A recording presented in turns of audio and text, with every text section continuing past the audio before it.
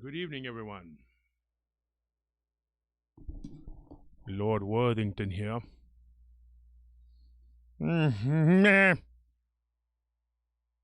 my feline friend Martus, who just came back from vacation. Didn't you, Martus? Where did you go on your vacation? Well, you're wearing a sombrero. That's some indicator. Wave to the fans. Woo. Woo. And he got him some little mini maracas. You want to play them for us? Here we go. Play your little maracas. I'm actually playing them for him, just in case you didn't notice. Yes, yes. I'm teaching him tricks. Put your little hat on. Now, say goodbye to the audience. Goodbye. Goodbye, everyone. Goodbye. All right. Run. Run, be free with the other wild animals in the forests. As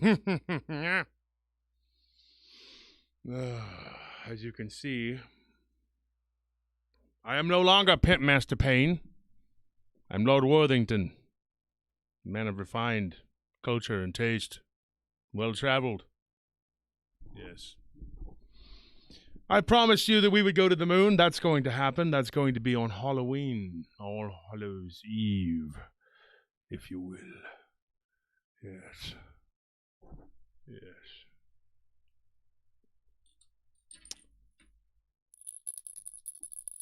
Cabo San Lucas. My cat even travels.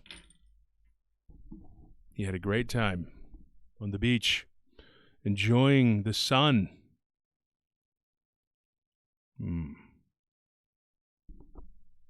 This is my my eyepiece. I know you're jealous. I see you looking at me with those weird googly eyes. Don't be jealous, folks. Be happy for your friend Lord Worthington. I am no longer Pimp Master Payne. I have retired from that life. And now I am a man of refined taste. I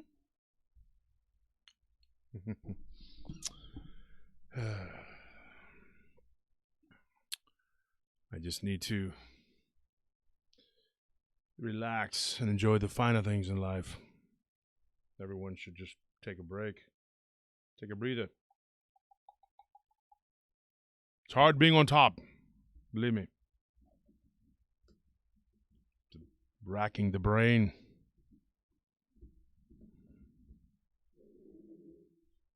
Stressful. We all go through it. Stress. Just got to unwind.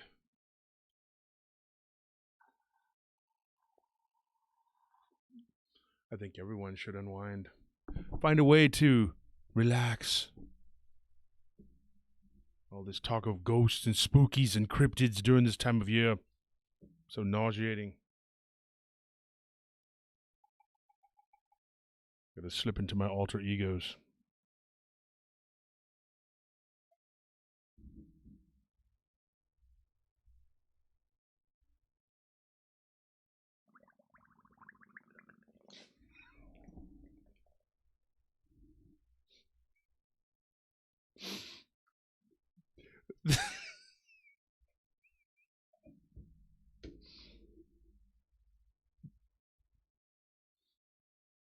Well, everyone enjoys a good pipe now and then.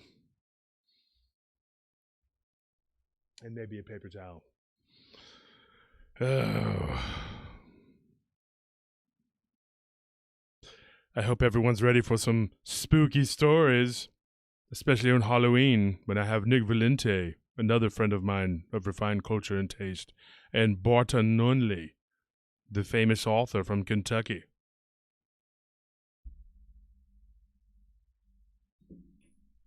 In fact, I enjoy a good barrel-aged Kentucky bourbon now and then.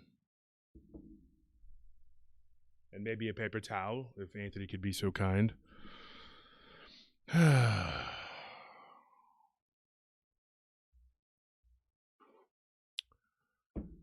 Unfortunately, that is not Kentucky bourbon.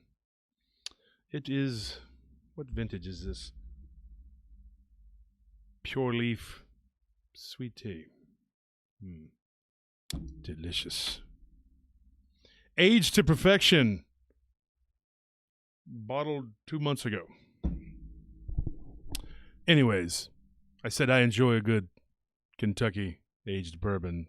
Doesn't mean that that's what I'm drinking. It's actually just tea. I apologize for the time you had to wait in the chat to hear from such a refined gentleman as myself. And don't forget Halloween. We have made the decision. We will do it live on YouTube. On the tube of the U. Yes, it will be live. And we will be discussing many, many things of the paranormal type. Paranormal potluck, if you will. I believe my mental associate Joshua Turner believes I believe that's what he calls it. See, I am only one of many alter egos in his head, because the man is incredibly insane. I know this because I am the smartest of his alter egos. I have a brain disorder, according to Master Cranches.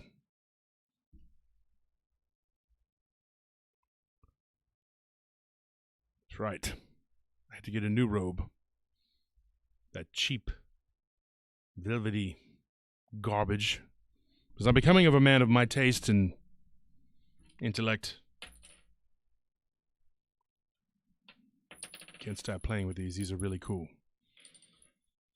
Anyways, that's my cat Mardis. I thought it was appropriate to bring my cat on to YouTube because I have a story about him that happened actually today. Very odd. Very odd thing happened to me today with him. So I'm going to tell that story.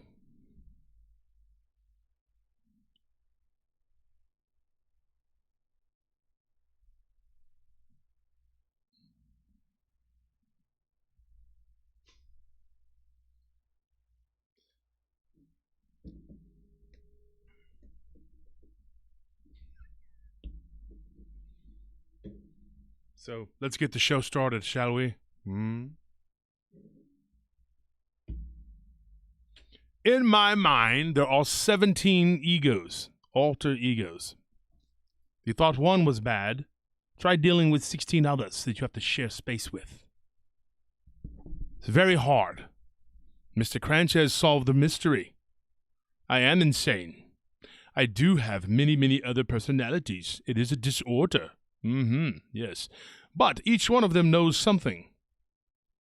They know a lot about the paranormal and cryptids, which is why you're here. Don't be jealous. Because you have one personality, and it's dull and boring, and it sucks.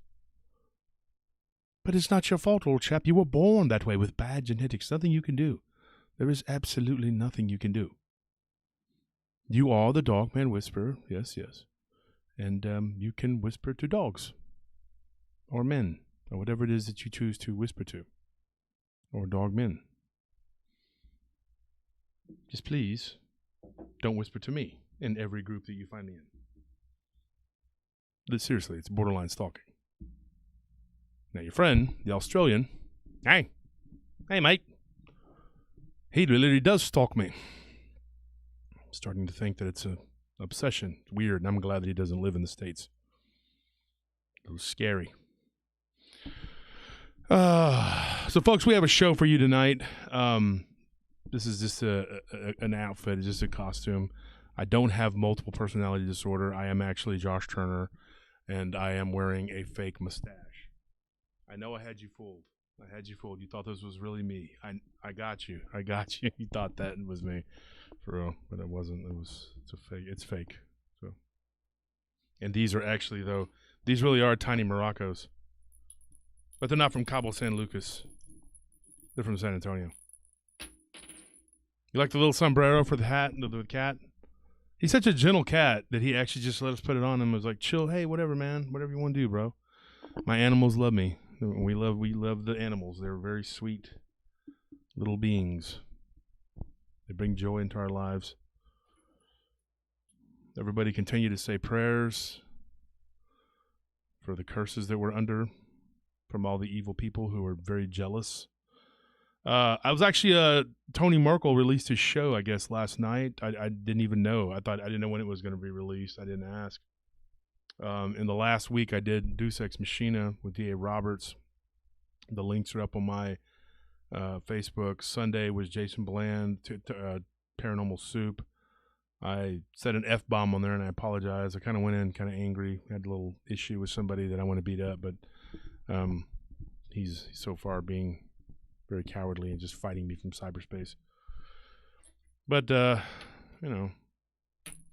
hope. And also, I wanted to let you know not only that I was on Tony Merkel's show, but I'm on Crypto Normal with Bettina Moss, and that's going to be on, I believe, Saturday. I can't do Friday, so it's probably going to be Saturday, and it will literally be the day before the Halloween. So I'm going to have to tell her I don't think I'm going to be able to make Friday. And I'm going to be recording with several other people and appearing on a couple other shows. I haven't agreed to this week yet because tomorrow is going to be rough. It's going to be raining here, and of course, we have a leak. So that's going to be hard to do. So we have some issues. So I'm going to have to figure it out. Here's what we got going on, guys. First things first. Josh Turner at prtpodcast.com is my email address. If you have not been to this channel before, this is your first time watching my live stream, I would say go back and watch some others before you are just, freaked out. I also have a regular show that comes out on Friday. Thank you for Russ Harmon for that, and John Villafranca. Thank you so much. Russ, I did actually send your hat out, so that is done. James Estrada, thanks for showing up. Thank you for the donation. And James, the Stripes figure, I believe one of them is done. I don't know about both. I have to talk to Charlie about that since you've been eagerly awaiting that. The books are en route, and so that's another thing to be looking forward to. They're en route back to me, and then I will send them promptly to you. And that is the book that was signed by Ken Gerhardt, me, and Barton Nunley, his first edition of In the Humanoids. I arrived yesterday, 3 copies of first edition of Mysterious Kentucky. They're going for $1,000 on Amazon. If anybody wants to bid on them throughout the show, we have 3 copies. Like I said, they're going for about $1,000 on Amazon. We're going to start the bidding at $500. If somebody wants to buy one, it's the first edition, Barton Nunley, Mysterious Kentucky. So if anybody wants to buy one, and then of course we're going to do giveaways, and Halloween's going to be a giveaway, and someone's going to receive a copy of one of those books for coming to the Halloween show and leaving a comment. We're going to pick someone out of the live chat to win a prize. We're going to have hourly prizes, and we're going to do giveaways galore. The costume contest, go to the Paranormal Round Table group page. Patsy Trigg has set that up. It's made a cute little video, and we have first, second, and third places, and you will absolutely win some really cool stuff. First place, everybody wins an autograph book. First place is $100. Second place is $50. Third place is $25.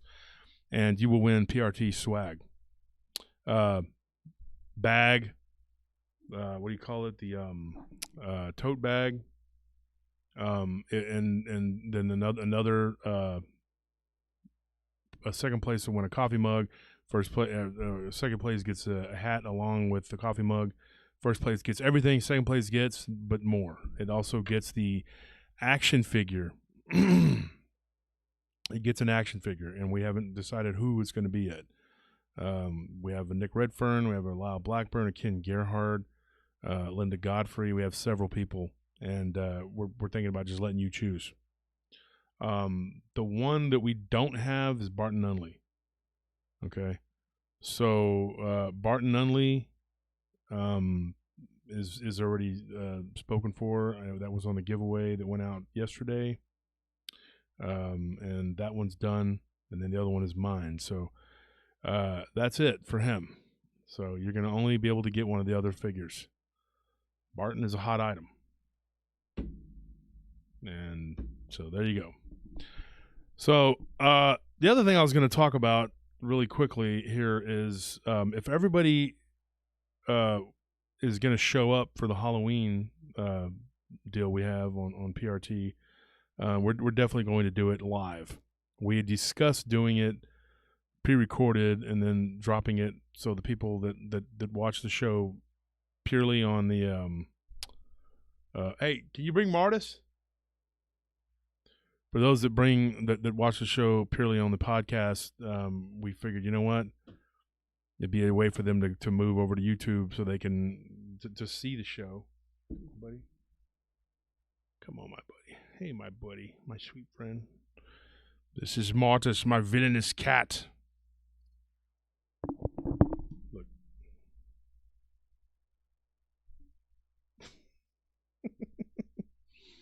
He's so cool. I got a crazy story about him. You're not going to believe what happened. It's very weird. Go ahead. Run away. Oh, you found a playmate? A cricket? Cool. Knock yourself out, my friend. You deserve it after the day you've had of playing all day with your feline and canine friends. Here's what happened. Let me go ahead and undo this. Ow. So, you're going to think I'm making this up, okay? This really happened to me this morning. I am not joking. We're going to start off the show with a weird story. Now, I'm going to bring a guest on the show, and this is even weirder because I had planned on bringing him on, and something similar happened to him. I woke up this morning. Can everybody hear me? Do I sound good? I woke up this morning. I need my glasses, my real glasses, not this monocle. This thing. So I woke up this morning with the cat meowing. Now follow me what I'm going to tell you here. This is really weird. I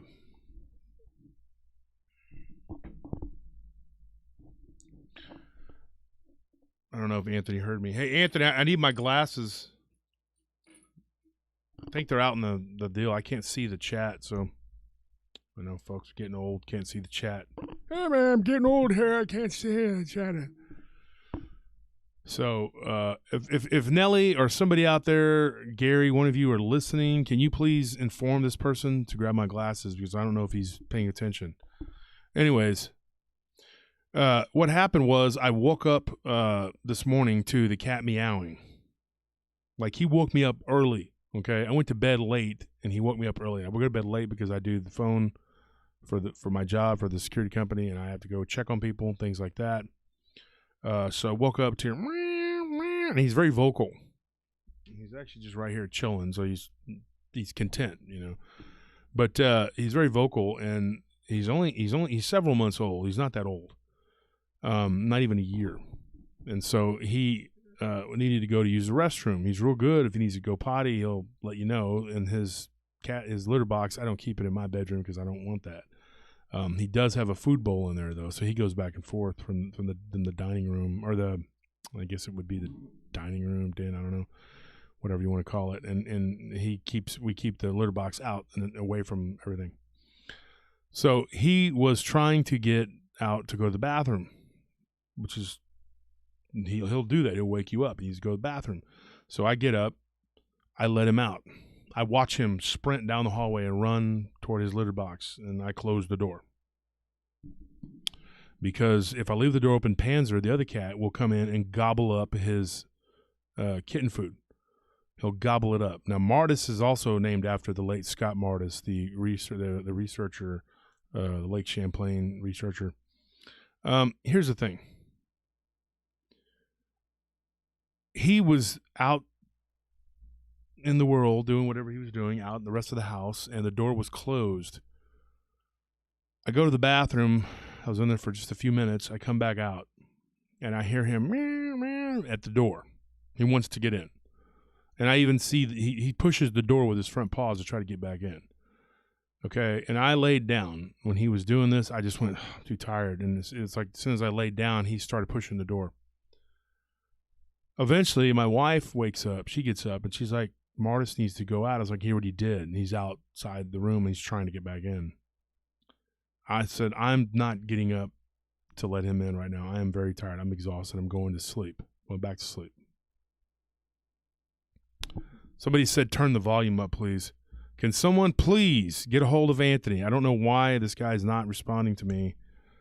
Okay, but one of you from the group, please get a hold of him so we can adjust these things and I can get my glasses.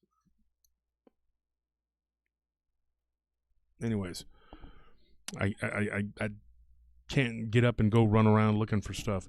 Anyways, my wife wakes up, okay?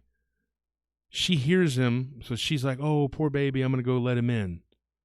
I lean over the side of the bed, and I see him. Now, okay. All right, I need my glasses. So what happened was he was in. Somebody said that you need to turn the volume up. I don't know. I just need to check it. So anyways, he turns around. He's right there in the room.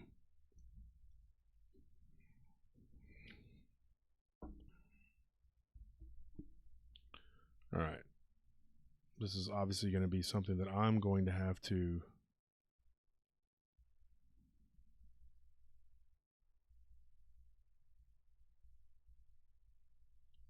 deal with because I can't get my glasses, and he's going to bring me the wrong ones. I tried to say that they were right there. They're anyways, can't even tell the story here. He was in the room. So let me start over, okay? He was outside the room with no way to get in. The door, you can't push the door open, especially if you're a kitten, okay? I roll over and he's now in the room. Meowing, but still he's in the room. I don't know how that happened. I don't know how he got in the room. I have no idea. Everybody in the house was asleep. It was really, really early in the morning, and I was shocked. It was weird. My wife was like, oh my gosh, she's right there. I mean, you know, and I was like, yeah, he was outside the room. I have no idea how that happened. I just can't figure it out. There's no way to explain it. Martis somehow got into the room. I have no idea. I have no idea what that was. That was one of the weirdest things. I mean, it was weird. Well, my day got weirder. I go to take a shower. I got up. I just couldn't go back to sleep. I had to get up. So I got up. I went to take a shower. I'll go ahead. I'm going to have to get up for a minute, folks, and I'll be right back, okay? Just hang tight.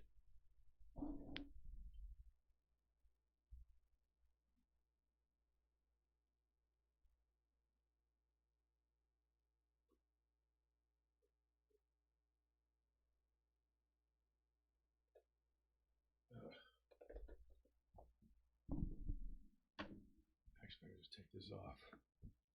This robe is nice. Actually, a very nice robe my wife bought me, but I don't need it, and I don't wear robes. Lord Worthington does, though. I rest assured. He's also never afraid.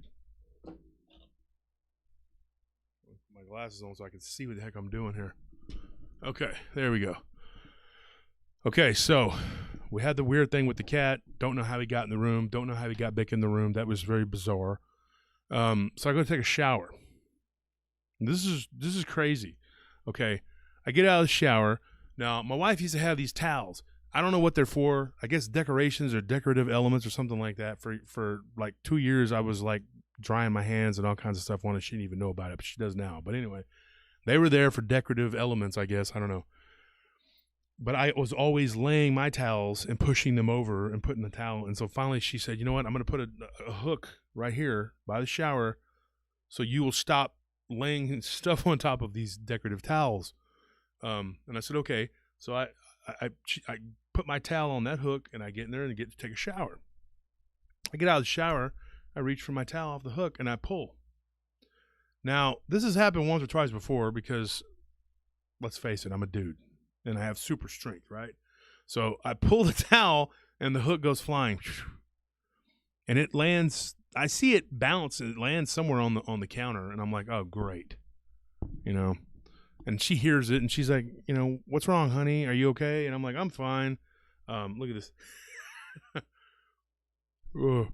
But I said, I'm fine. But the hook for the towel came off again and it's now somewhere on the counter. And probably went behind her little makeup tray or whatever it was, you know, and I was like, I don't have time for this. So I just started drawing off a lot of things to do on a daily basis, get my day started, and I couldn't go back to sleep thanks to Martis.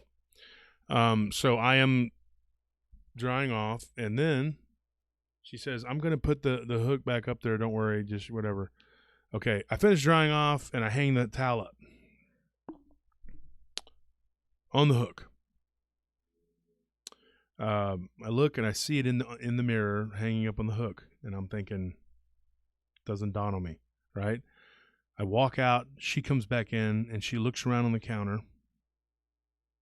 Okay, she finds the hook. She says, here it is. She turns around, and the towel is on the floor. She puts the hook back in the wall. Okay, when she walked in, the towel was hanging there. I, even after, you know, just out of force of habit, stuck it on the hook. And when I was, you know, combing hair, teeth brush, all that other stuff you do, the towel was right there behind me, hanging up on a hook. But yet she found the hook and stuck it in there, and then the towel was on the floor. Now, I'm telling you right now, I did not take the towel and drop it onto the floor. I hung it on a hook. Totally just in a hurry, not even remembering, just it kind of slipped my mind that hook was on the counter. That's the kind of day I've had. I don't know what is going on here. And I thought, man, am I losing my freaking mind? What's going on? Why is this happening? How did the cat get through the wall? The only thing I can think of is that there is some sort of time slip, alternate reality. I don't even know what the heck is going on. I can't even begin to tell you what's going on with this. It's just so weird to me. So I just went about my day and did everything, and I thought that's definitely something to talk about on the show. So once again, I wake up, let the cat out. He runs down the hallway. I close the door, go to the bathroom. I'm out in 2 minutes. He's meowing at the door. Once I lay down, he's meowing. I'm like, forget that. Somebody said Mandela hook. Yep, exactly. Next thing you know, my wife's like, oh, let him in. And I'm like, if you want him in, let him in. I'm tired. I'm going back to sleep. And then she gets up to go let him in, and there he is right there in front of the door. And it's like he's meowing to go back out. So how do you explain that? The towel with the hook? How do you explain that? Weird stuff, dude. Weird stuff. So anyway, anybody got any questions about the Halloween costume contest? Because if you wear a costume and you're picked, you get, post your pictures on the link that Patsy Trigg put. We put it on the announcements of the Paranormal Round Table group page. If you're a member of the Paranormal Round Table group page, it's free to join. Just go up there and join. You can be entered into the contest. You might win $100, and you might win a bunch of PRT swag. Folks, because my truck got broken into and all of our stickers got stolen, we ordered stickers, and they don't have any way to expedite shipping from the Printful, the company we were using. So everything is so backed up right now. So what's happening is when we order something, it just takes however long it takes. There's nothing we can do. And so I can't speed up the mail. So most of you who've won things as of late are not getting the stickers. Now, once again, if you are a Patreon member and you've been with us for 3 months, hit me up because I got a goodie bag for you. So it's PRT gear. So if anybody has been with us for 3 months or more as a Patreon, that's your gift right there. You're going to get something for it. Okay, and we're going to do things for you periodically. I know the way Tony Merkel does his show is that he has like bonus content, stuff like that. I'm not real big on that. I applaud Tony for that. Tony does this for a living, and it works for him. He's got a big audience.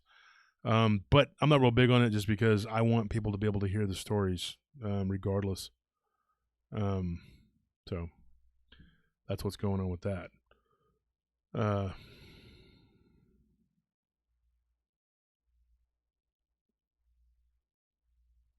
Robert Clark says, Mr. Josh, need a portal for your mail. Yeah, probably.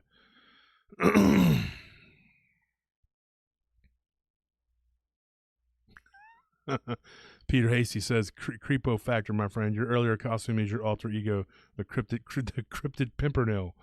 Yes, this costume is Lord Worthington, and this is a different jacket, although it is the same color. That's what's weird. It is actually the same color as the weird little velvety cheapy when I went cheap. It was about $50, $45, something like that. But it was the one for Pimp Master Paint. And I'll be in costume again, more than likely, if we can get it to work for the Halloween show, which will probably be visual. We're probably going to have me, Barton, and Nick Valente all together, and you'll be able to see us. We're going to talk about some really weird things, and I'm going to get you excited about the show right now because I'm going to tell you. Here's what we're going to talk about right here. These are just a few of them. The New Braunfels Dogman, Arkansas Bigfoot, haunting in a chocolate factory. It's true, haunting. It really is something really, really creepy happened there. Bigfoot, our Oregon Bigfoot, Mexican prison possession, vampire in upstate New York, giant spider in Costa Rica, dogman on a Houston construction site, and then a girl sees a shadow thing by her grandmother's bed. Those are just a few of the stories we're going to talk about. The guys that are going to be on, they're going to talk a little bit too about the stories that they got. Usually I do it just me and my co-hosts from Paranormal Round Table, but I thought, why not? I've been doing a lot of work with these guys, so why not just continue to work with them? It seems to be working for all of us. Let's see here.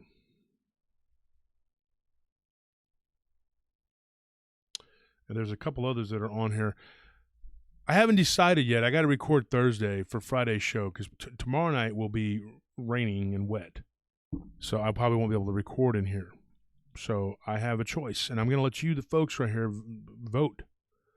I have some really, really, really good creepy vampire stories, or I have Black Panther stories. And I'm not talking about just regular four-legged Black Panthers. You know what I'm talking about. So those are your two choices of what you want to hear on Friday, because that'll be your show on Friday, and then you're going to get the bonus show that comes up on Halloween. So if you want to take a vote, people start letting me know what you want to do, and I'll make a decision.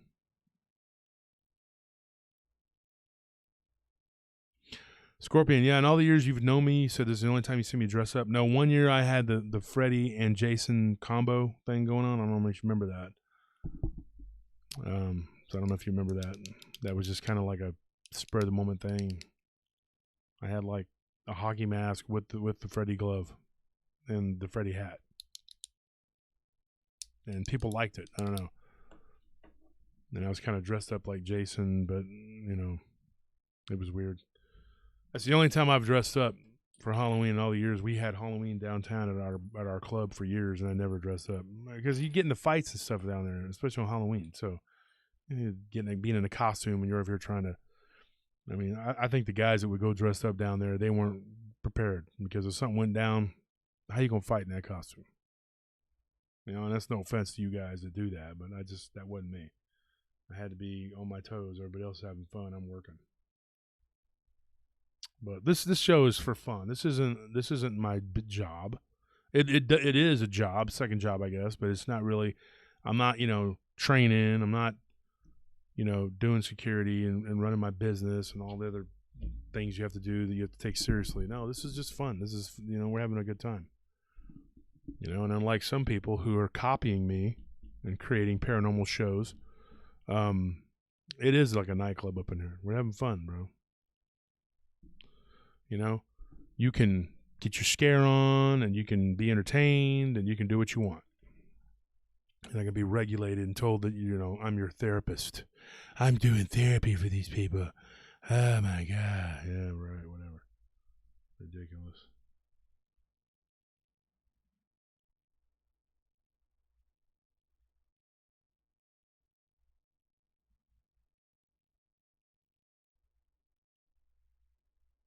So we're going to make some phone calls, but I wanted to get your guys' opinion first. I'm going to take a couple questions. Oh, there we go. Vampires. Vampire. Keith Van Rensselaer. Brooks. Namiria. Another Brooks. Two Brooks. Peace Brooks. Vampire. Jessel. Vampire. Ruby. Vampire. I guess we're doing vampires. Guess that's what we're doing. Unless people want to do the Black Panther people. Oh, there's some people saying Panther, but we got mostly vampires.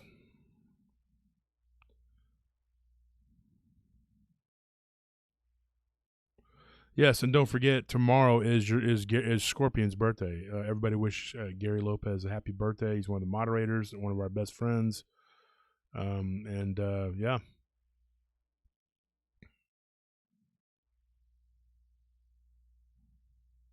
Well, Shell Ashley says mix it up is my vote. I guess that's another option. Black Panther people, James Estrada. Rebecca Jean, Mondragon. Hey, Mondragon was actually my stepdad's last name. He was actually a very nice guy. Vampire Panthers. just retell all the stories, but change up the creatures. That would be weird, wouldn't it?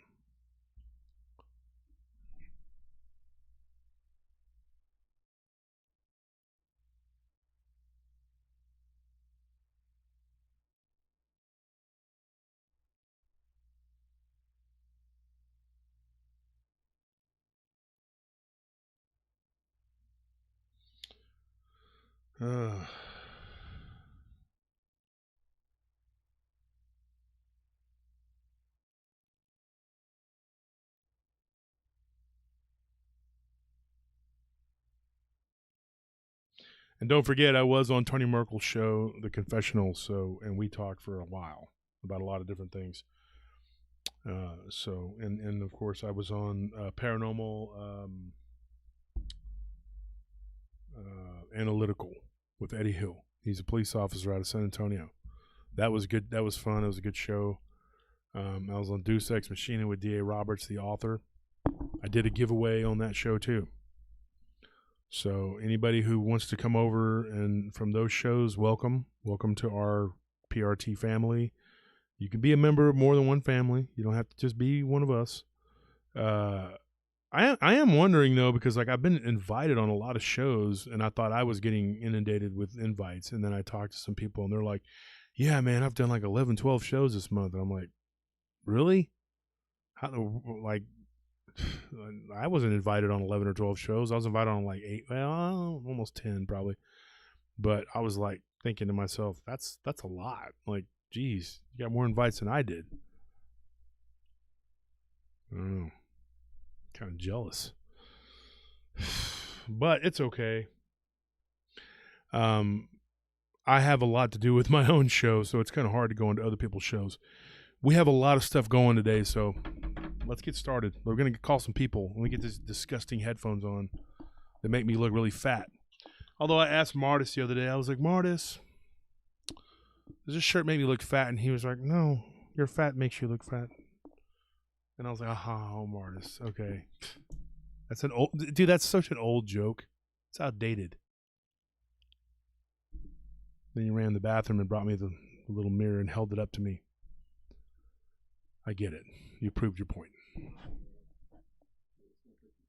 Oh, I don't have to wear these? Oh. I was dreading that. I was like, oh my gosh. Is it? No, I got to do this. Can you hear me? I'm in a phone booth of pain. Can you hear me? Okay, all right. Works 60% of the time, every time. Martis approved. Where is my cat? He's laying on the couch. He's relaxed, isn't he? We have brought all of our animals up here, and they are so chill. They're so relaxed. They just love to be with us. You know, I saw a lady the other day at the store. Let me tell you something. This is crazy. And I saw her dog, like, going nuts. And, like, she was trying to hold it and get in control of it, and it was just all over her. It was, like, not – it was barking, going crazy at the window and just going nuts. It was just, you know, had anxiety problems or something. And then I was watching some YouTube video the other day, and some woman was playing with her cat, and the cat just reached up. It would never happen with us. Our animals are so loving. I've been blessed to have such loving people around me, loving animals.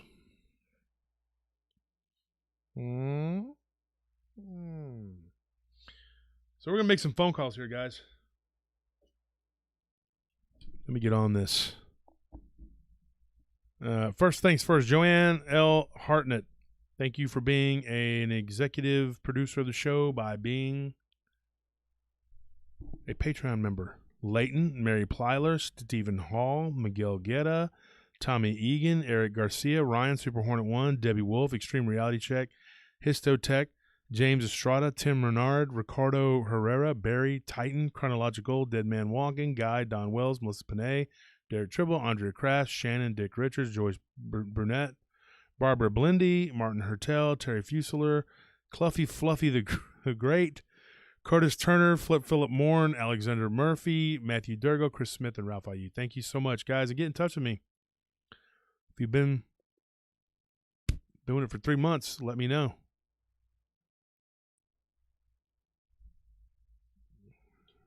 I think I got the hair from that mustache. Thing looks like a crumpled up spider now.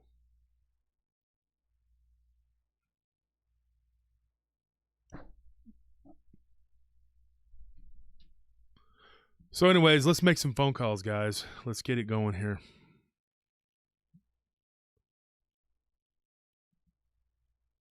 Go to Facebook.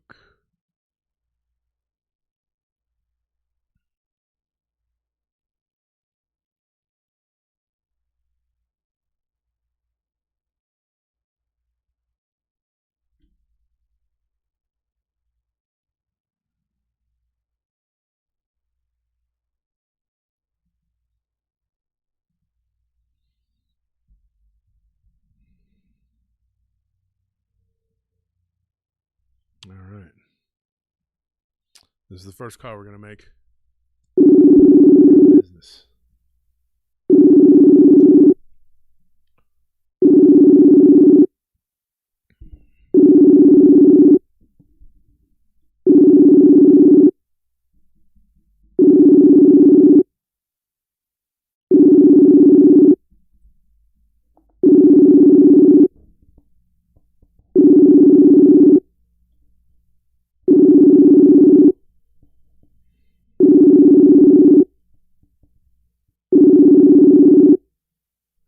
I told him 9, so which would be 8 o'clock his time. So maybe he's not ready.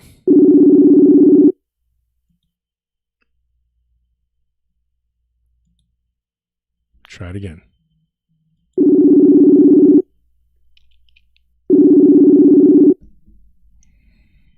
I do actually have posters made up now. Not with that mustache, but you know.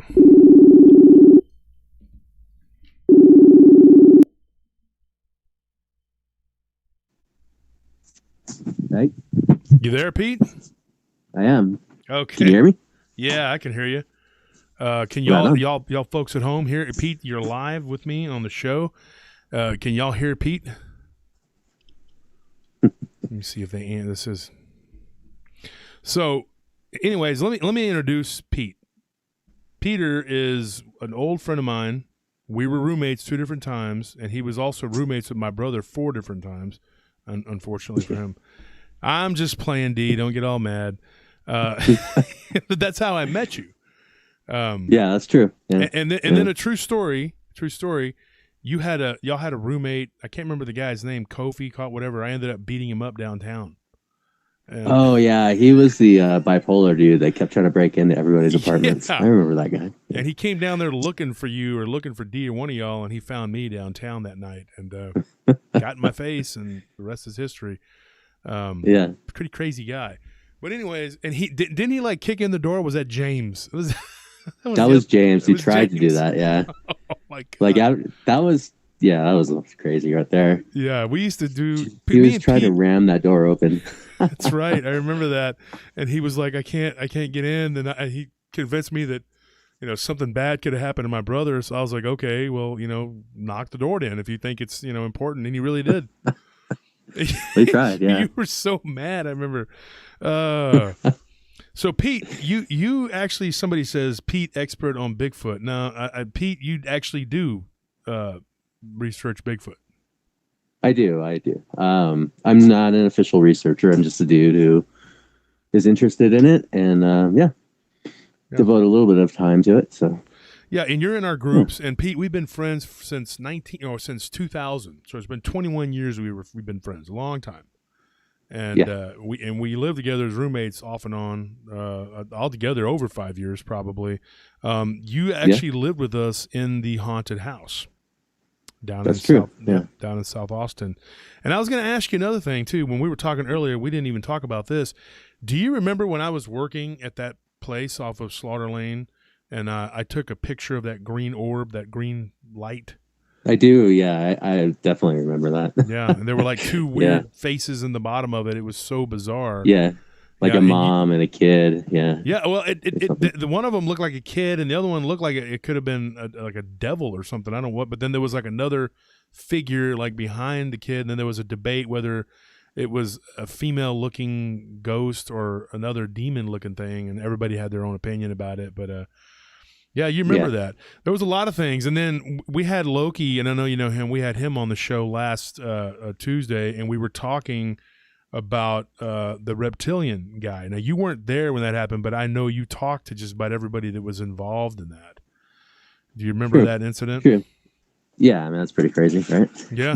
Dude, that was the one down in the clubs, right? Yeah. Like those 2 dudes that were like, with the weird eyes and all that. Yeah, everybody told you all about that. Because me and Pete go way back. We had our own business ventures back in the day. And that's true. We used to always go meet up at the at a place called, it's still there too, La Posada. Yeah. That was our favorite. Yeah. I remember one time Pete was with me, and there was this big biker looking dude that kept staring at us while we were at the table, and I was just a short fuse hothead back then. And finally I yell across the restaurant, and I'm like, "What are you looking at, dude? Why are you staring at me?" And the guy's like, "Huh?" Yeah. He kind of looks down, he's like, "I'm watching the TV," and I realized there was like a game going on. There were a couple of moments like that. You were trying to tell me, you're like, hey dude, chill. And I just kept yelling like, what's up, dude? And he was a big guy, but he looked shocked. Like, I'm not that way anymore. I don't do that kind of stuff. Pete was always a very good, he could be my conscience at times. He was very good at mediating, get me to calm down. But I saved Pete too, though. My brother went on the warpath one time and decided he was angry at Pete, and I worked it out between you two. Because D had his own personal issues and agendas, and there was a lot of things that went on back in the day. But you lived in that house with us. Now, let's start with that, because you've had several paranormal experiences of your own, and we have talked extensively about weird things and paranormal because we lived together, and you were one of the best roommates I ever had. You were never late with your rent, and then you worked for me for a while too, and never had any real problems with you. We were pretty tight, and you were a very level-headed person to live with. So it sucked when you left. You left with a bunch of maniacs.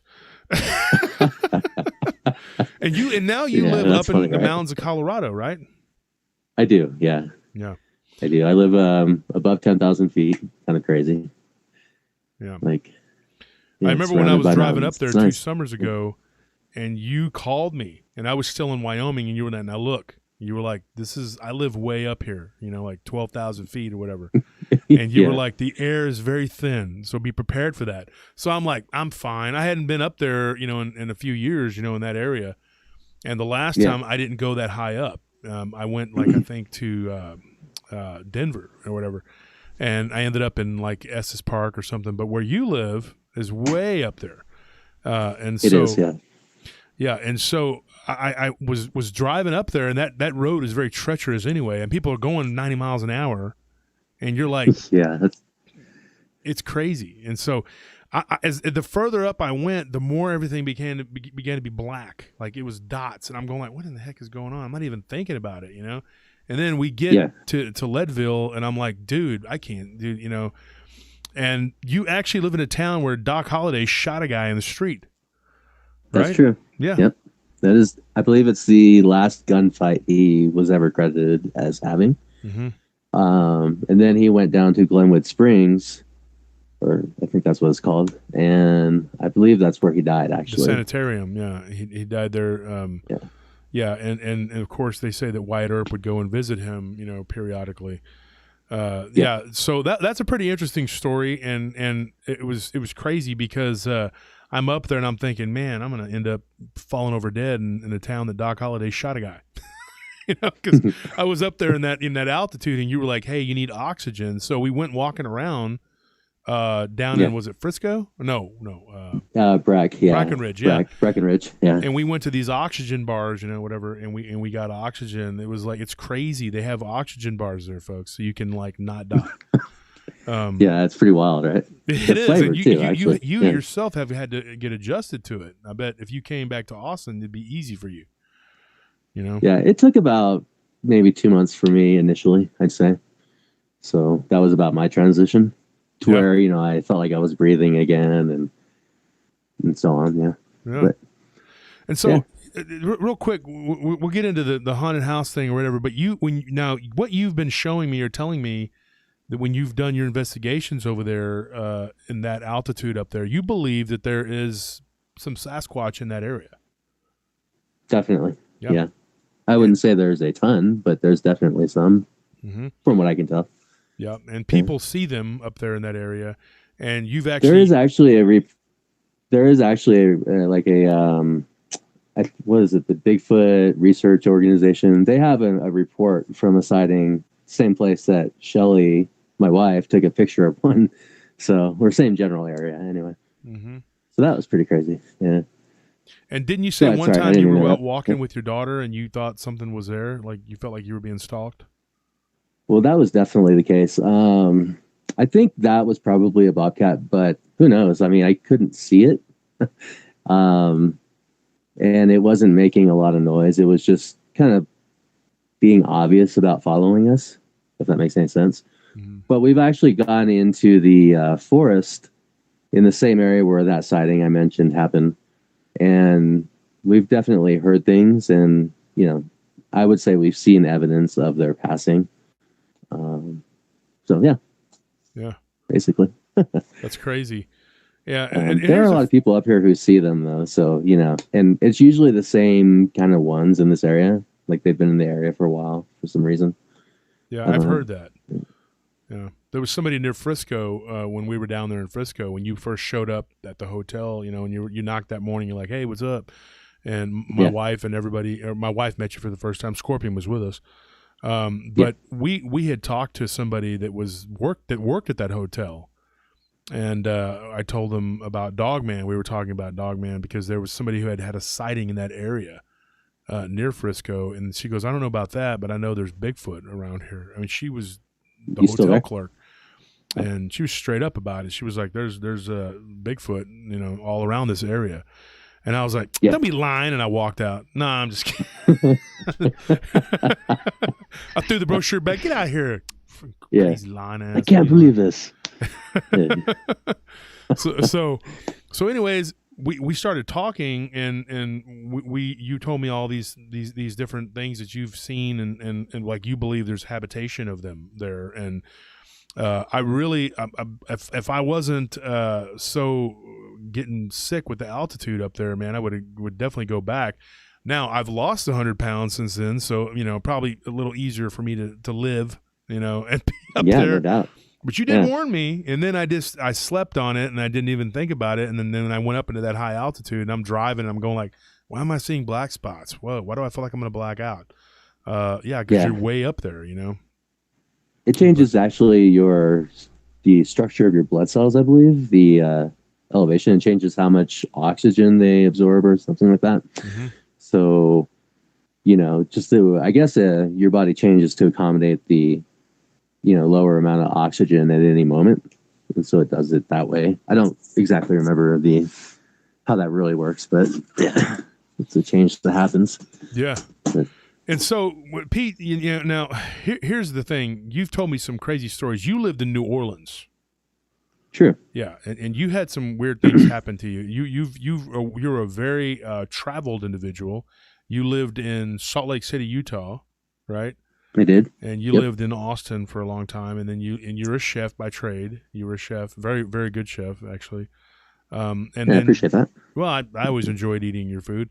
Yeah. Even though you were looking at me going like, "Hey, dude, I just made that for myself." I'm like, "Oh, it's delicious. I like it. Thank you." Yeah. Thank you, but no, but you warned me though about a few things in my life that I wish I would have taken your advice, because if I would have taken your advice, things probably would have been a lot easier.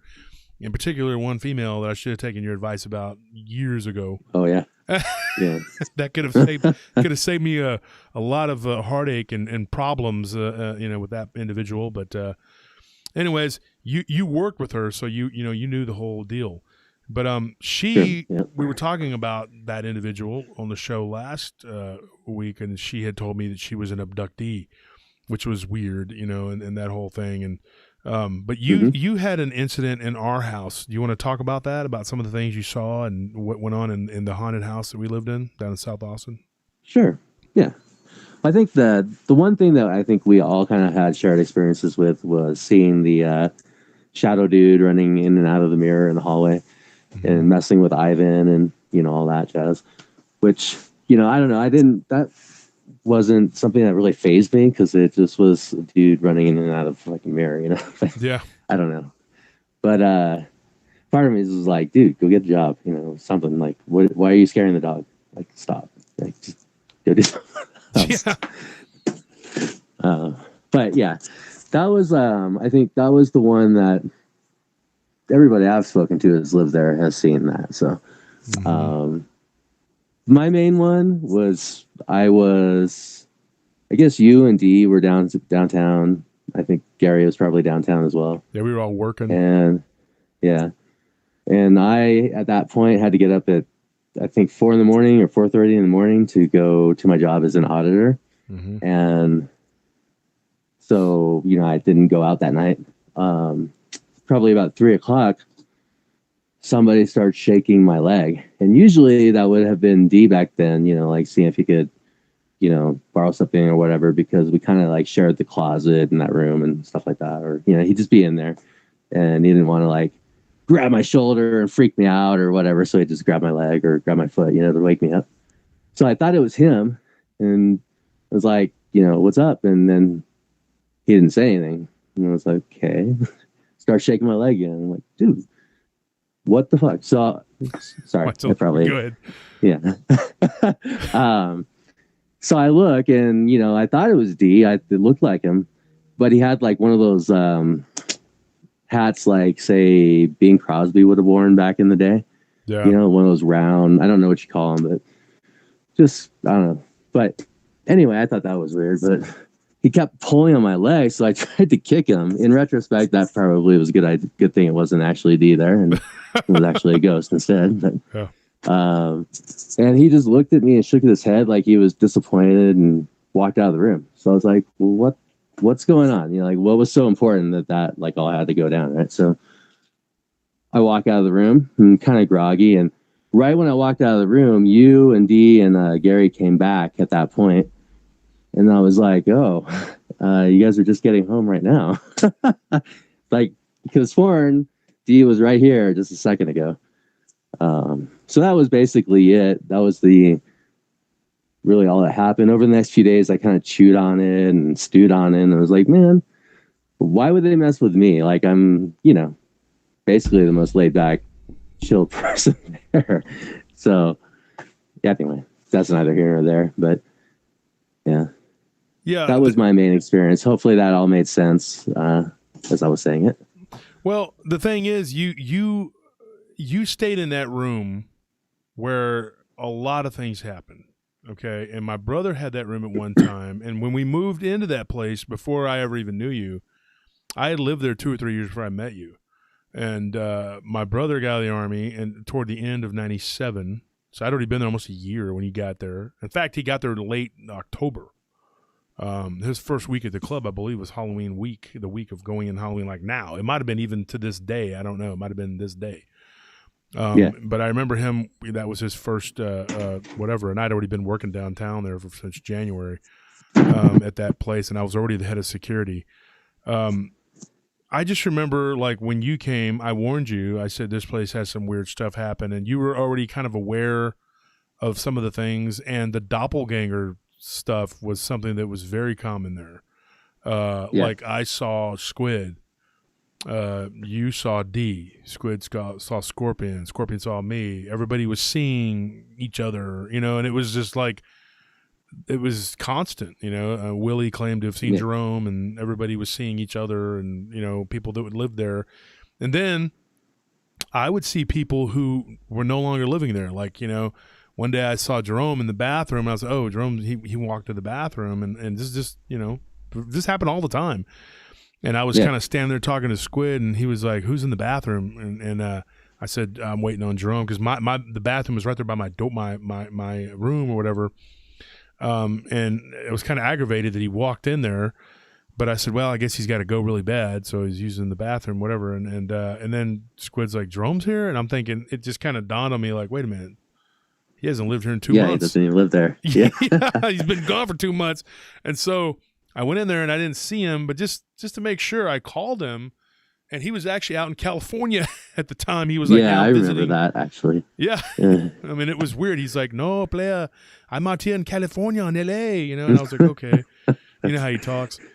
And I was like, okay. And I want to get him on the show too, man, to tell about some of the weird things that happened to him. I mean, he had a bunch of weird stuff happen to him. He saw like the ghost of a little girl, which I think I might have seen too once in the mirror. I thought I saw something go behind me, and it was either... That actually, I wasn't thinking about that, but I'm pretty confident I have also seen that in that place. Mm-hmm. Just something outside your eye anyway, and something small. I don't know what I thought it was back then, but that makes sense. If you guys were seeing a kid, that it would have been that. Yeah, the shadows would get out of hand. I mean, you would see shadows, and I remember one time I was just sitting there in the middle of the summer, and I was in the little office area where it was right next to the kitchen. And I saw the shadow of what looked like a small woman or girl, like appear on the back curtain.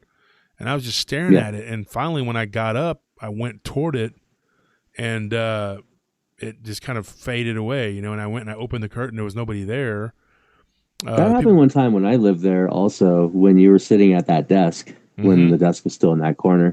Yeah. Because I remember you turning around and being like, wait, did you see that?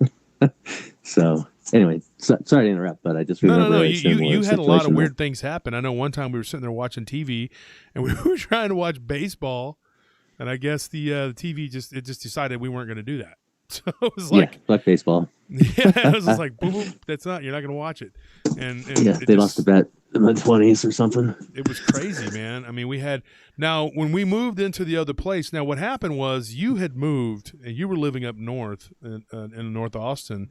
And I ended up staying out at the lake because I was building my company at that time. And so I was staying at the Blackie place in the pool room pretty much all the time. I was just there all the time. And then eventually I ended up like moving in with my mother for a little while. Now here's what's weird. I was at my mother's house. I never had anything weird ever. I used to go to my mom's house and I had an office there that I shared with her. She had a home office that she had built there, and I know you remember my mom very well. She liked you a lot. For sure. And she was awesome. Yeah, she was pretty cool. And so I was in there. I was working on the computer doing some stuff for my taxes, and I saw this shadow thing run toward the door, and I'm going like, never had seen anything, had slept there many times, and I thought that it followed me, and I really think something did follow me. And then Scorpion and Dee started kind of crashing there because she had a really big house, and she let them crash there part-time because we were all working out by the lake, and you were actually driving. I loved it when they were all out there anyway. Yeah. Yeah, that's right. Driving to like Dallas and stuff. Right? Yeah, you were doing the driving back and forth, and then you said, "Hey, I have an apartment. You know, if you guys want to stay for a little while, and then we'll get a bigger place." And we did. So we got a bigger apartment. Apartments of that size are very expensive in Austin. So there was 4 of us, I think, moved in all together. It was me, you, and Scorp moved in originally, and then D, of course, came in freeloaded. My brother, he's probably listening going, "No, I didn't. I paid my rent." Yeah, but anyway. Yeah. But so he came, and so there were a few things that happened initially when we first moved in, and we kind of were thinking the shades of South Austin. What's going on here? Did this thing follow us? Or right. But me and you talked about it, and I think the conclusion we came to was that it was transient. Like it kind of depended on the neighbors, you know, like something would kind of blow through and then be gone. Right. So, yeah. There were a few little things down that south. That was the case too, right? Like the neighbors in the adjoining house, they never lived there more than a year or two, and then somebody else would move in, and they would move in. They seemed pretty normal. They'd move out. They'd be all freaked out. They'd be all messed out or coked out. Like, man, what is happening on that side over there? You know, like what's happening in that house? Because whatever it is probably what was kind of, you know, carrying over into our place. Well, there was a lot. It had to have been way more severe next door than it was in our place. I think so too. But you know, there was a lot of fights in our place. I mean, not just with me, but I mean, not you and me. Me and you never fought, but like the other guys, we hung around with a rough trade, and they would fight. Like we would literally, like when Scorpion and Chief fought, that was an epic fight. And then when he fought Pug, that was another good one. Then Cal and D was a good one. Yeah, and then I mean, you know, everybody would fight each other, you know, and I just there were some crazy fights that went on there. When Jerome beat up John, that was another good one. I was just like, dude, it went on and on and on. But I mean, you were around for a lot of that, you know, and so you know, and you were always pretty laid back, you know, and you were kind of like one of the brains, you know. You and Arash and Chad and Roger were kind of like the smart ones, and then I like to consider myself one of the smart ones, but I was also one of the brawn, you know, and you know, you guys would always kind of have to regulate, you know, whatever, and tell everybody, hey, you need to, you know, think things through. Let's not.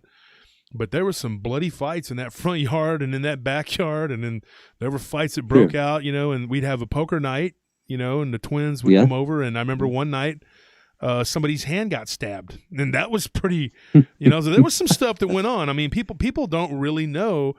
There's a song, okay, by 21 Pilots called "All My Friends Are Heathens." Yeah, that song is very. If you play that song, you'll get a kind of an idea of where we were coming from. People don't really know the history, the real history, you know. But I always thought that there was so much stuff going on that it was attracted to a lot of that, you know. There was because every time there'd be some kind of violence or something, you know. Well, maybe that's what pulled it over or something, right? You know? Yeah, I remember one time somebody knocked on the door and they just kept banging on the door, and our neighbors at that time were, I think they were drug dealers or something at that time, and we didn't do anything at our house, you know, whatever, but they were, and my brother answered the door with a gun, you know. And the guy just kept, you know, and then there turned into a fight, and then a machete was drawn, and other things ended up happening. And I know that me and Chief and Loki and Squid got into a fight on Super Bowl Sunday with our neighbors' guests because they were fighting with our neighbors, and then it bled over into us, and we were fighting, and we beat up some people, and then the cops came, and it was like, okay, these people wouldn't leave. I don't know who these people are, you know. And then I stopped some other guy named Doughboy from strong-arming our neighbors, you know, because the one guy had gone to jail. Actually, you remember that? Yeah, he showed up. That sounds familiar. Yeah, he was a pretty big African American dude, and he came up, and I had to get on his homeboy ran his, and had to do what I did, and he was trying to make the wife pay the debt of the guy. Well, that family that lived there, they had some issues. They had a daughter who was like in her late teens, and she told me and my brother and Scorpion that there was a man that would appear at the foot of her bed that had long hair, and that one time she saw him like hanging. And now, one time Squid he'd come home with his girlfriend, and they were getting out, and there was nobody living in that side. And she saw somebody staring at her through the window, and she said he looked like he was blue or pale. So when I talked to the girl that was in that room, she told us that the guy looked like he was dead, like how a bluish pale, like he's choked to death or something. Now when she said that, me and Squid, I just played along with Squid. We were like, what? Because we didn't want to scare her off and run her away because, Squid's girlfriend, I already had a couple girlfriends that bounced because they didn't want to be around all that, weird stuff or whatever. And so, there was definitely a lot going on. I remember laying there one time on the couch watching football or something, and I heard something knock on the wall. And my immediate reaction was nobody living there. So, I was doing security at the time, and the landlord had asked me to keep an eye on it because that neighborhood had gotten kind of run down over the years. Mm-hmm. It wasn't when I first moved there, but then it just got progressively worse. And so I went next door. I had a key at that time. I got in. I went and walked all over the place in there, and I heard something go psst, like that. And I turned around, and I was sweeping that place, and there was nothing there. Nobody was there. I don't know how anybody could have gotten in. There was no break-in. There was nothing. But I heard what I heard. A lot of weird things went on in that place. And, I thought a lot about like the urgency of the doppelganger that I experienced. So I didn't think to call it a doppelganger, but that actually makes total sense. Mm-hmm. That's exactly what you would call it. I've chewed on that a little bit because initially I was just kind of offended by it, honestly. But then I thought, well, it was a weird timing thing, right? Like I was alone and it was urgently trying to wake me up, right? So why was it really wanting me to wake up is what I wonder. Like what was about to happen before you guys walked in and before I woke, or, just after I would have woken up. And just before you guys had walked in, if I hadn't woken up or whatever, who knows, But I do think the urgency of it makes it seem like it was important, right? Mm-hmm. Although I have no idea what the importance was, but given the history of the place next door and all the other stuff, I could easily see why there would be an urgent moment. I definitely had a few times when I was by myself there where I pretty much had a sense of creeping dread, and I was like, I'm going to go to Borders for an hour or two, or go to do something, go play basketball or something, come back, and let that all sort itself out, which it always did, seemingly. That was what Willie always did too, until the night. And Willie, of course, when he had cancer and he died, he was very thin and frail, but he was a very big, powerful guy at one time. Willie was like 6'5". He's a very large Creole black guy, just tough as nails. But he was very nice, very friendly. He was my right hand. And he was outside in his car. And I showed up with Squid. And, Squid, big, tough, Navy SEAL, tough dude guy. We get out and we're like, Willie, what's going on? He goes, I'm not going in that house by myself. And I just was like, okay. And Jerome, his dad was African American. His mother was German. Big, strong, very tough guy. I mean, I used to work out with these guys, and they, they could almost match my strength in certain areas. And we would train together. We fought together and everything. And Squid, Diablo, Scorpion, Loki, Chad, they all trained MMA. They were all fighters. All of us. It was a club of fighters, really, is what it was. And everybody was pretty tough. There were no weak links, really. And then, but you had the house, and it scared the crap out of people. I mean, it was scary. And then I remember one time, I know Pete, we had this little get together, and we had somebody come over, and it was I don't remember what the occasion was. and the knife fell off the wall. Like it just went, ooh, Yeah. you remember that? And it fell, and that dude just got up and was like at the store across the street in like record time. He was like Usain Bolt. And I was like, dude, he's what's like, up with nope. this guy? And we all just laughed because we were like, oh yeah, Wolf's house is haunted, by the way. And and his dog will get freaked out and attack the air, and it was just like it was kind of like a cool thing. But if you're living there and it's going on all the time, it's not a cool thing. And I had Lyle Blackburn on my show the other day with Ken Gerhardt and Barton Nunley, and me and Barton were talking about living in a haunted house and how stressful it can be. And Lyle was like, oh, I think that'd be cool.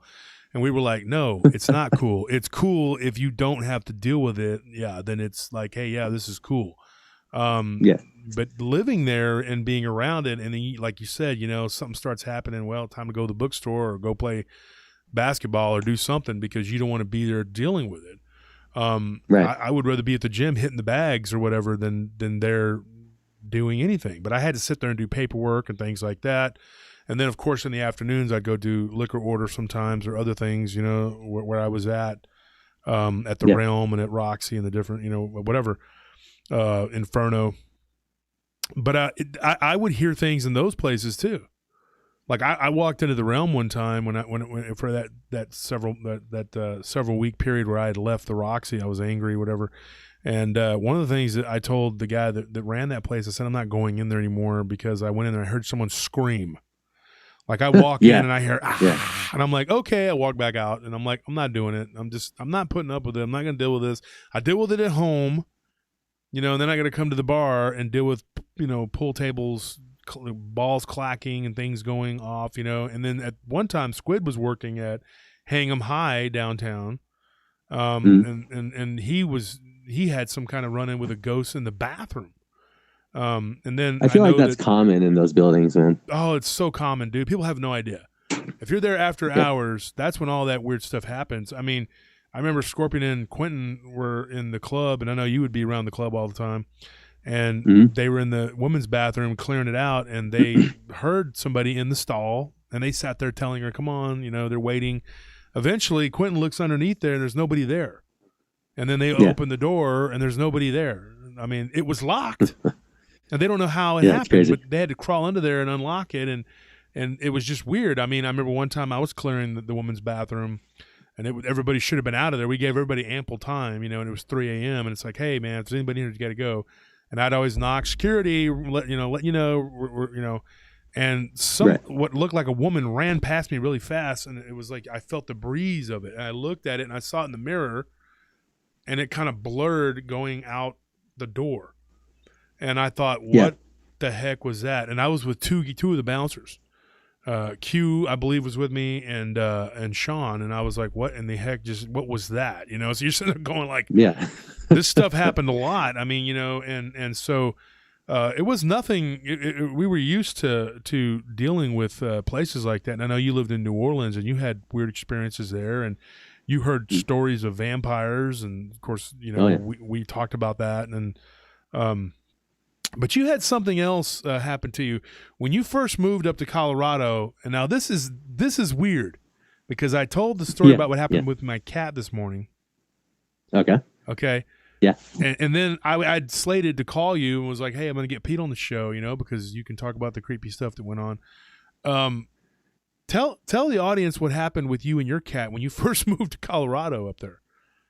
Yeah, our house is basically shotgun style, which just basically means you can walk in one direction through the entire house without, deviating into a different room or whatever. Like everything's in a straight line. And one of my cats that we have is what we call a mini panther, basically, because looks like a panther, even though it's a house cat. But it's pretty big. Anyway, he was our kitchen is attached to our jam room, and on one side, and it's attached to the basement on the other side. And there's a door going into the basement. So I had the door open. I watched the cat go down that door. And then when I turned around, the cat was walking into the kitchen from the jam room. So I don't know. That's pretty wild right there. I had noticed that it was already staring at the air and like just random spots before that. So I assume that's probably related, but I don't know. Yeah. Yeah. And you told me that on a conversation we had like probably 34 years ago. Yeah. You had told me that, and then today what happened with my cat, I was like, wow. And I was going to call you today to talk about you coming on the show or whatever, and it's like that happened. It was like, Yeah. and you had the cat incident too, and we've had spooky experiences together. That job site where I got that picture of the orb with the weird looking goblin faces, Yeah. you actually came with me to that job site one night, and we were just sitting there talking, you know, and you saw shadows like moving around. Oh, yeah. Do you remember that? I do. Do you remember that door where they had marked that door with all the warnings the workers had? Yes. You know, like the, man, that was kind of creepy as like, man, this place is messed up. That's a full apartment complex now too, right? Like yes, people it actually is. live there now, absolutely right? is. I remember thinking, every time I drive by there, I think, how can those people live there? Because none of the workers would stay there after dark. Now, I work construction security, and Pete, you know that I've been doing that for 14 years. I did it back then, even before I had my own company. So I've been doing it probably 18, 19 years. But it was crazy how long I've done construction security. Never once was I on a job site where the workers wouldn't try to stay after hours and work a little extra, you know, or try to hang around and drink Modelo and do whatever they're going to do, you know, and typically they don't really have, I don't have a problem with them as long as they're not trying to take anything. And they're not, and it's not in a residential neighborhood where they're making too much noise. So I'm usually pretty lenient. I'm like, hey, as long as you guys don't act a fool, I'm cool. Just, you know, that place, I mean, before dark, they were lined up to leave. And I had to sit there by that was a creepy place. It was such a creepy place. I mean, I was walking around there with Roger one time, and of course, he was my friend. He actually died in Colorado back in 2011, but we were walking around it, and we heard something go like fall into the swimming pool, and we look, and you could see it from where we were at, like we were by one of the buildings, and we looked down the walkway, and you could see the water splashing up out of there like a cannonball had fell into it. So I look at him, and he looks at me, and so we walk over there, you know, and there was nothing there, and it was just, the water was just moving, you know, and I was like, dude, it was so, that place was messed up, man. And like what you're talking about, the door with the warnings, what he's talking about is somebody had done, they had put on there like a not a curse, but like a spell or something, and it like had a ward or something, like a ward, like a ward, and it had like a, it said it said in Spanish, the crazy devil lives here. That's what it said. It had like a little picture too, a little cartoon. Yes.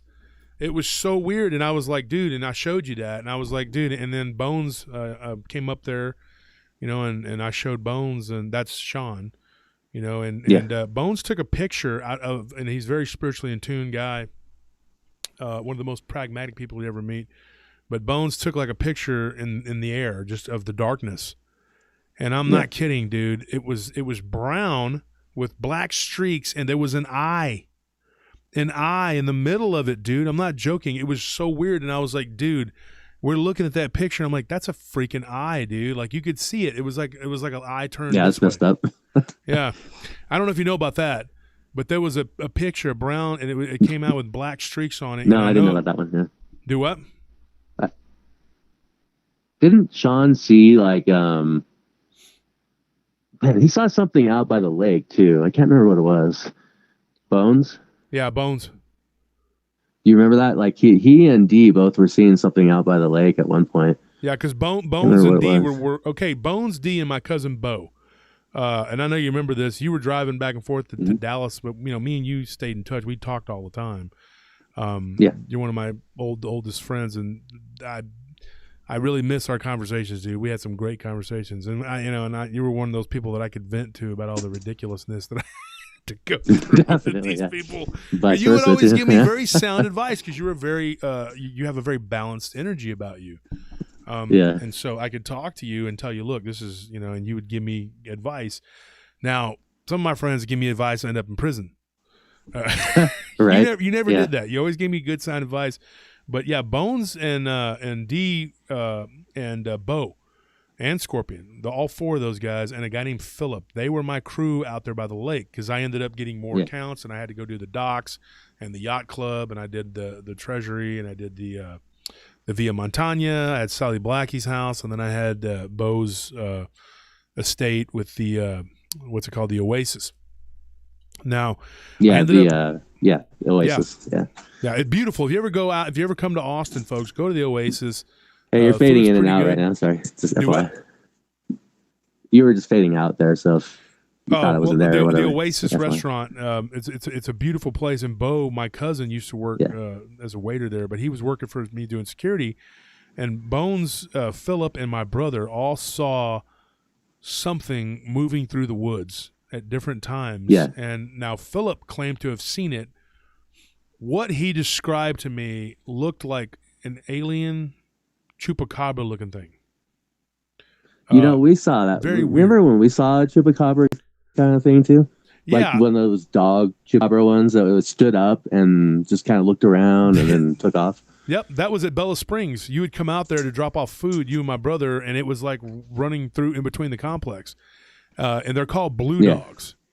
The blue dogs, okay. The blue dogs. They call them blue dogs. And so, and we thought, I remember I kept talking about it, and I thought it was such a weird thing. And then Ken Gerhard and Nick Redfern kind of burst my bubble. They're like, yeah, they're real common. People see them all the time.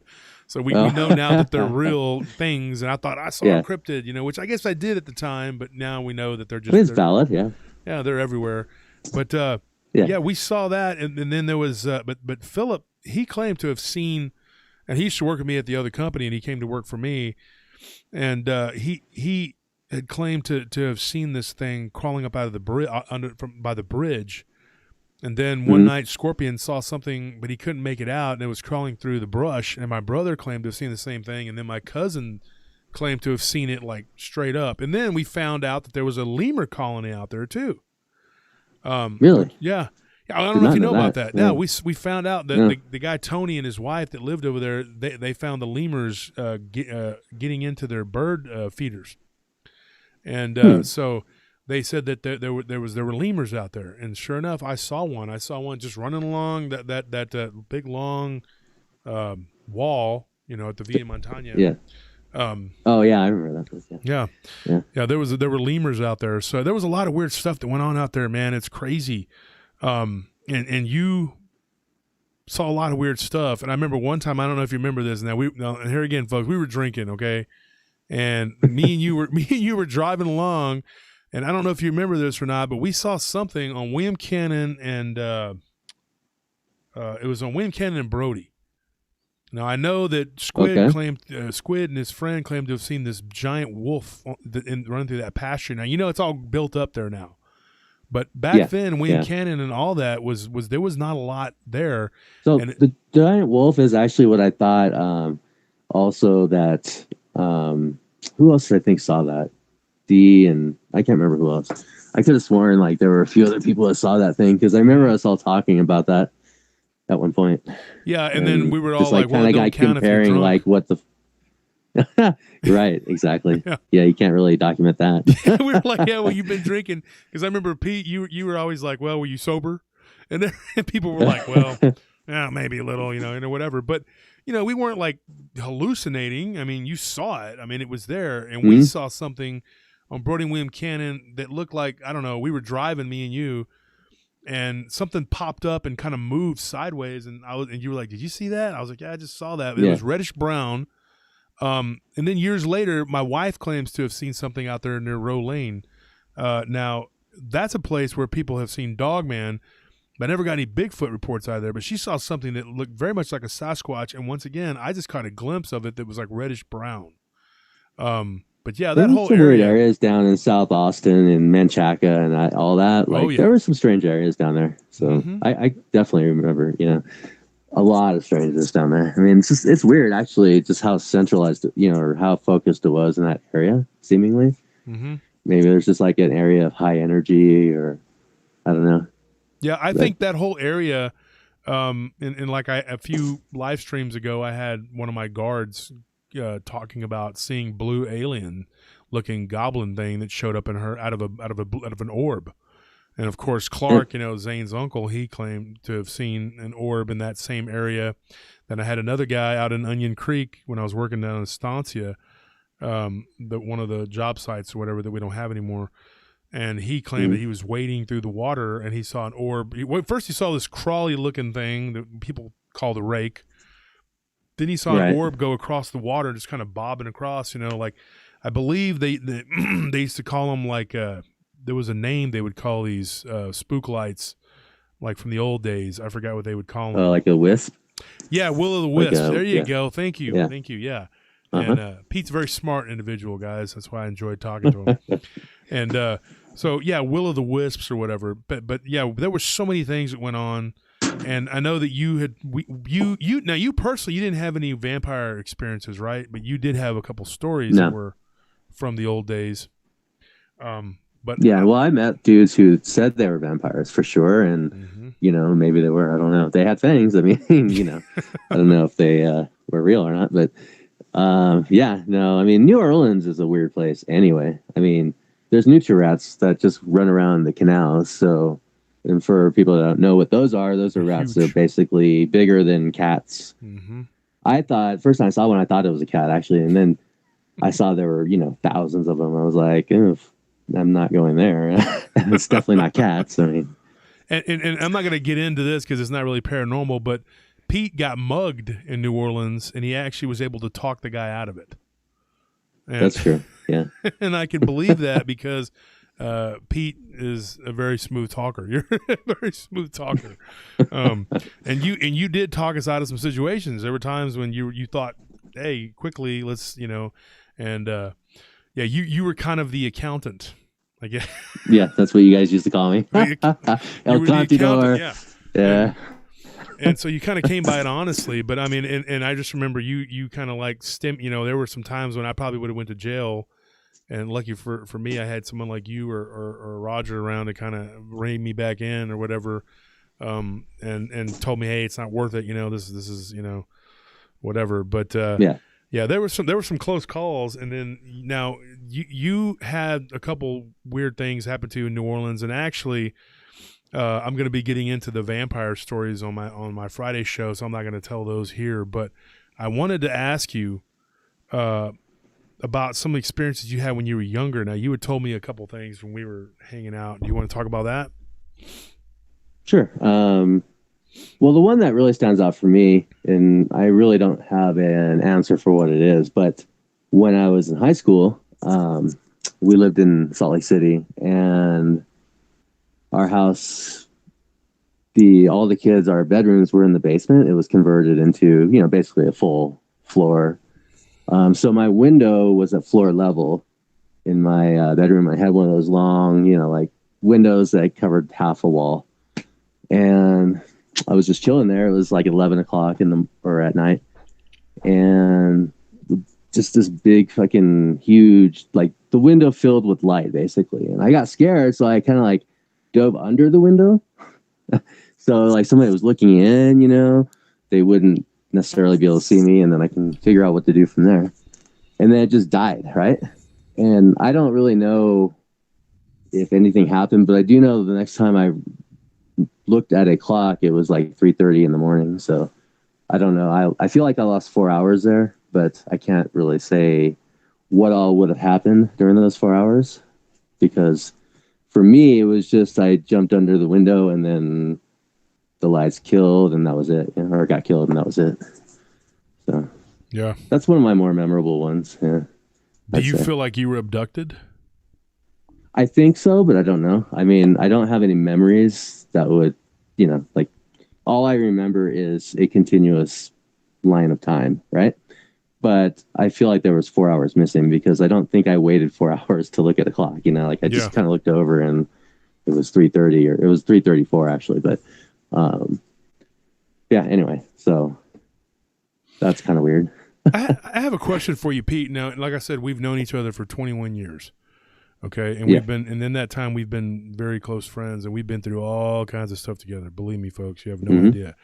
But somebody had mentioned something about, you know, how me and you and Reinhard and Arash, Squid, you know, Jerome, Willie, Diablo, Scorpion, it goes on and on, Bones, how we all kind of came together as a group of guys or friends, and became so close where we all had like a bond.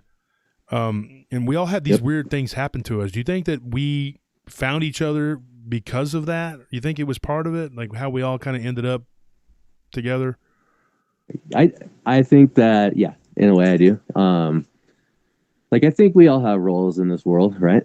And maybe they're not always very clear, but you're always drawn to people who have a place within that, right? Or who have similar roles, or who are basically the same in some way, you know, like you and I are not physically the same. I mean, we're about the same height, but you're probably twice my size, you know, like definitely twice my strength. I remember thinking once when, you know, we're working out and you ripped out your muscle, and I was like, fuck, I can't even get my hand across half of this thing. It's bicep here. Like, and I can palm a basketball. So whatever that says, you know. I don't know.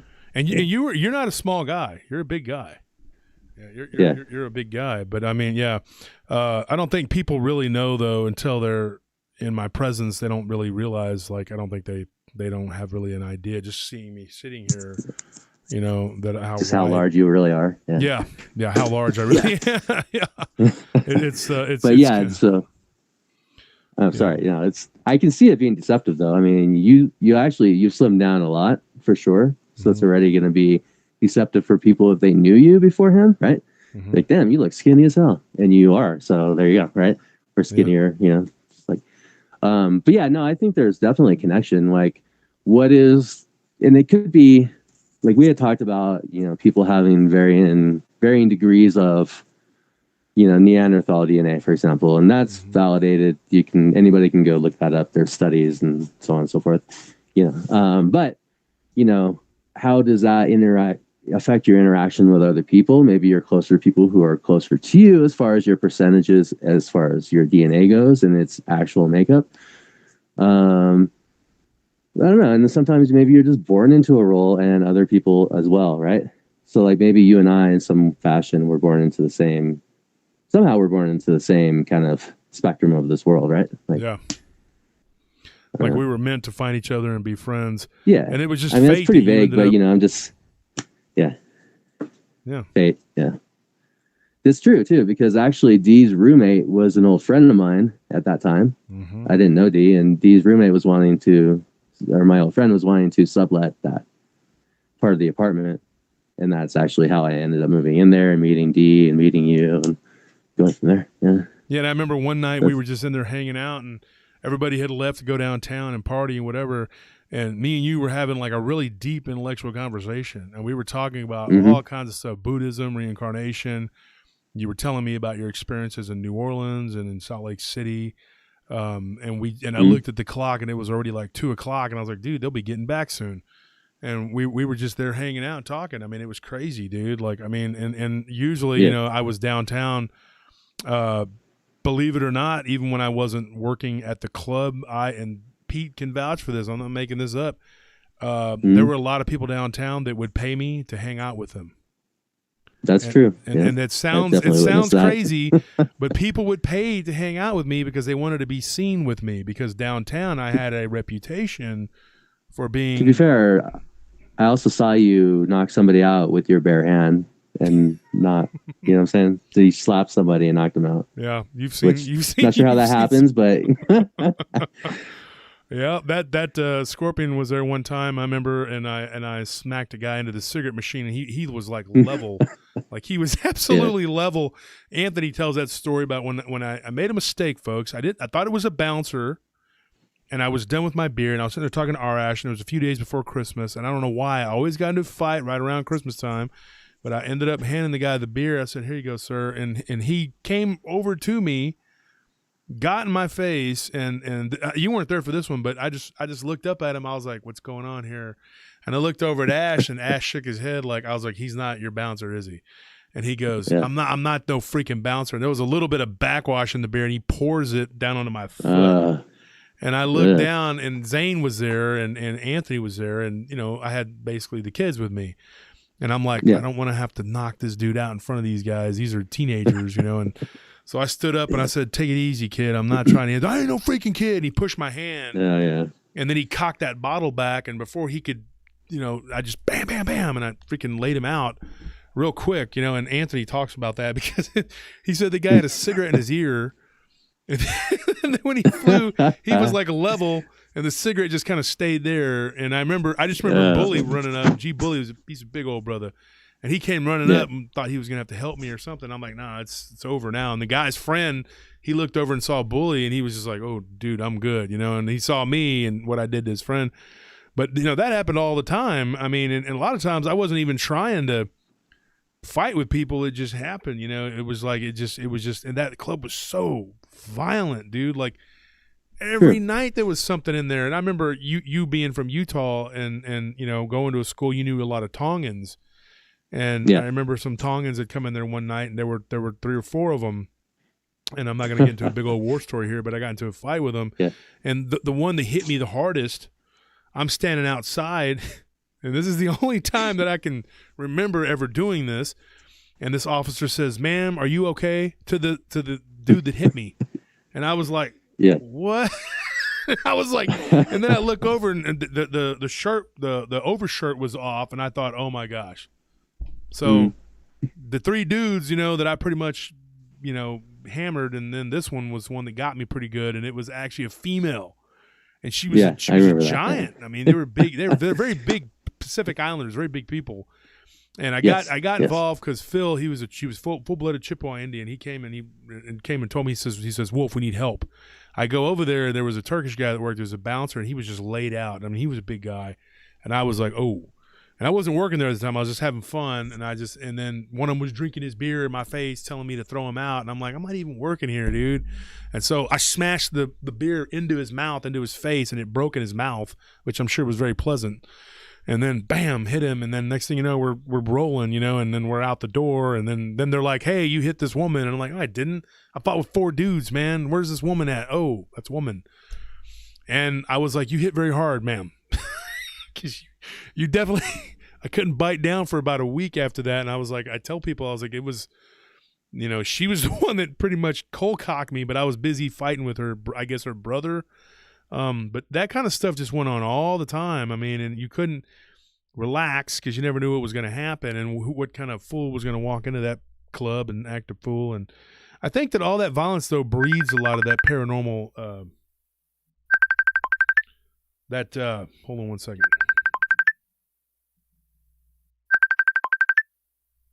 I think we lost Pete, but we'll bring him back. You there, Pete? Yeah, I'm sorry. Yeah, I think I need to look outside. I think it's snowing. It's probably snowing. Affecting the signal.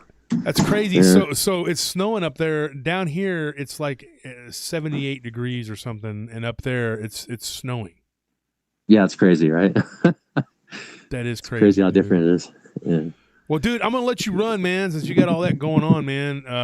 You, Pete, don't be a stranger.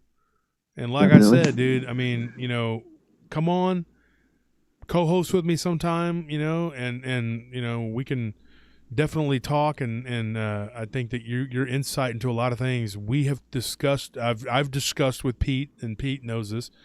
I have discussed with you several cases that have come across my desk, and asked you your opinions on them and what do you think about them, you know, and what do you think of this, you know, and we've gone over a few things, and I thought, you know what, it's time to bring him on the show and just have him talk, you know. And now that we do this, calling people on the Q&As, dude, if anybody's got any questions for Pete, let me know.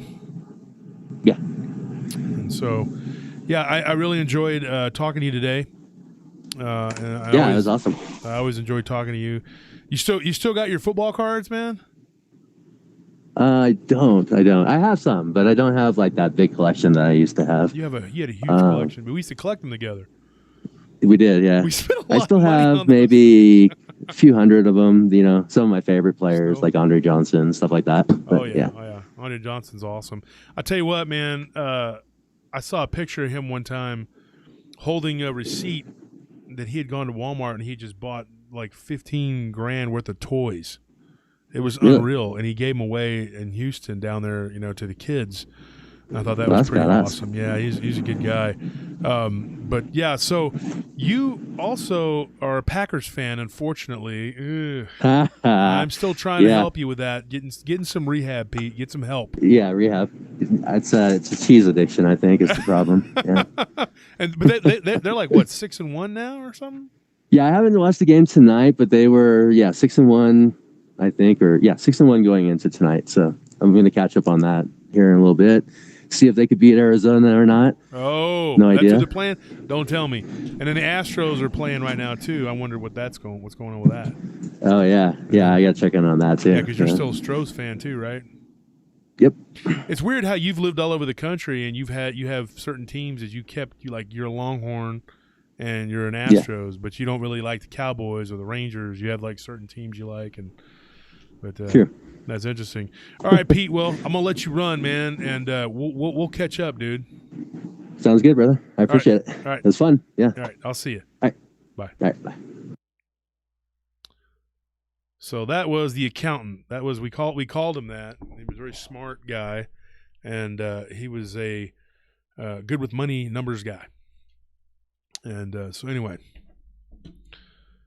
Scorpion. They're no longer called the Redskins. They're called the Washington Football Team. Okay, political correctness has changed that. So now you must call them that. Let's get with the times here. Okay. All right, so folks, how did you guys enjoy that? Did you guys enjoy talking, hearing my friend talk about the old days? Think that I'm playing? See that? That's cool. I got these little maracas from Martis. He plays them. He's really good too.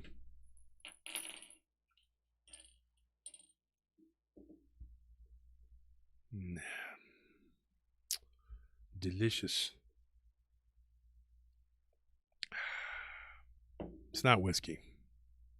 It literally is tea. I barely drink. I don't drink very often. If I drink, I end up talking to police about their paranormal stories. In fact, lucky for me, I made friends with a police officer from the town that I'm going to be moving to. And he's the night guy. He's in charge over there, and that's a good friend to have. And he lived in Washington, D.C., and he's like, I have a ton of stories I can tell you. And I told him, I said, there's two groups of people I love talking to, ex-cons and police officers, because they have the best stories. It's crazy. Polar opposite ends of the spectrum, but,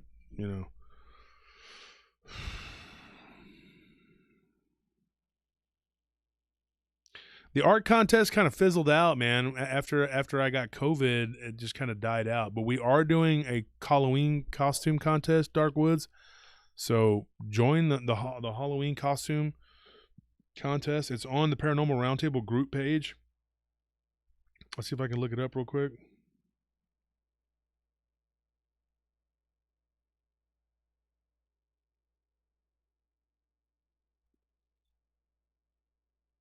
So let me see if I can find that, and I'll show you exactly what it is. You go to the Paranormal Roundtable group page, and then you go to the announcements, and it should pop up pretty quick. Now, I'm on Paranormal Soup there with Jason Bland. There's a few different links to that.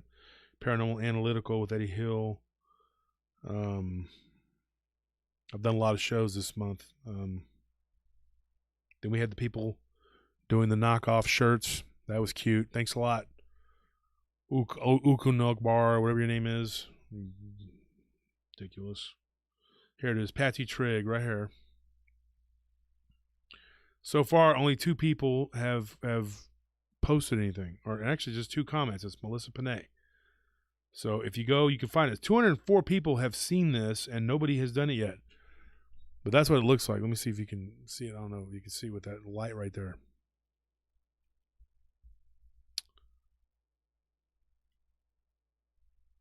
But it looks like that.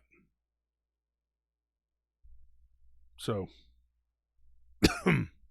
if you haven't entered the contest, go enter.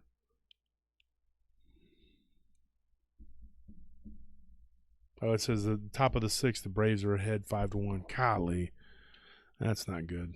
Not good. Oh, well.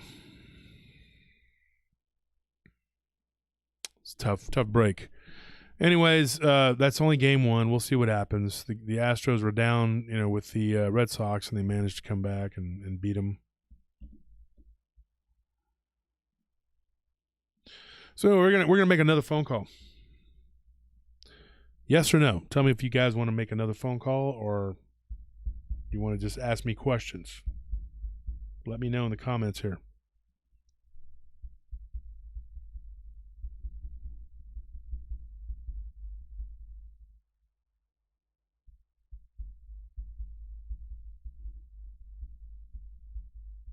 Loki Blue Dragon. That's you're not Loki from Roxy, right?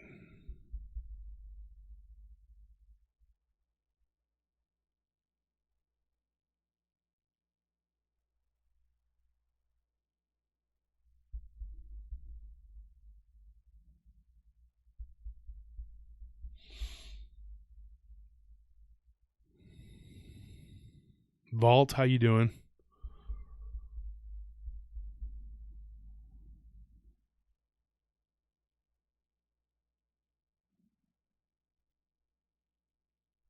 But Loki Blue Dragon is a cool name, nonetheless. But my friend Loki was actually on the show last week. I like calling these guys from the old days. They can verify a lot of the things that went on. And we've talked about it before, like maybe there was some weird intergalactic reason why we all came together, I don't believe in coincidences, dude. I don't think it was a coincidence that all of us came together and had these weird experiences. I think there was something to it.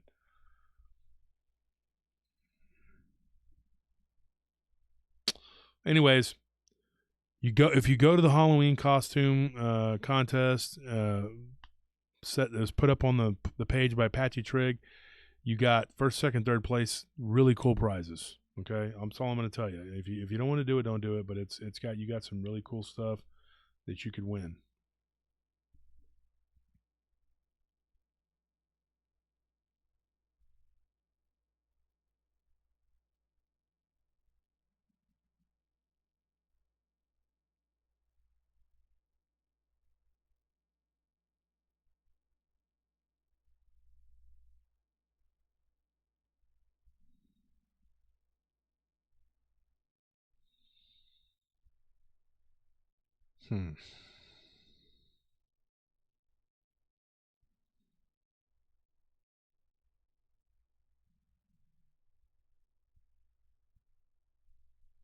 So Barton sent Tristan Arrowwood some books, and that was on there on Paranormal Round Table group, and he signed them to Tristan from the Dogman Hunter. Barton Nutley, Happy Halloween. Very cool. Very cool.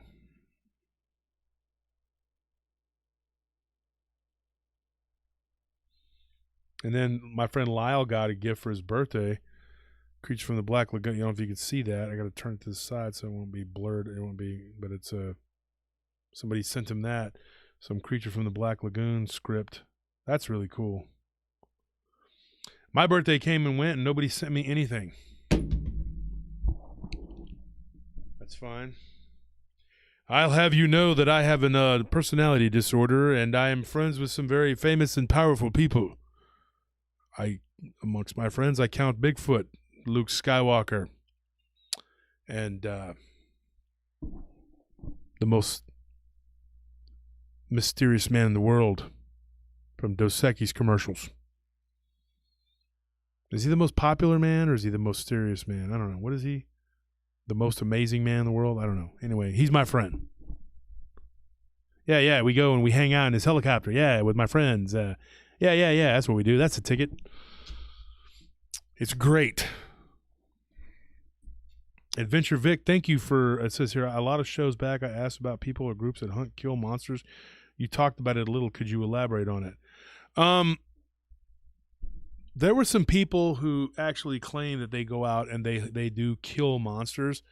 They told me this. When I do the vampire show, I'm going to tell you some weird thing that happened. There was a woman who, this happened in Nevada. I went back and I looked. It happened actually. I think she was originally from Carson City or something, but she met this person in I think the story was in Reno.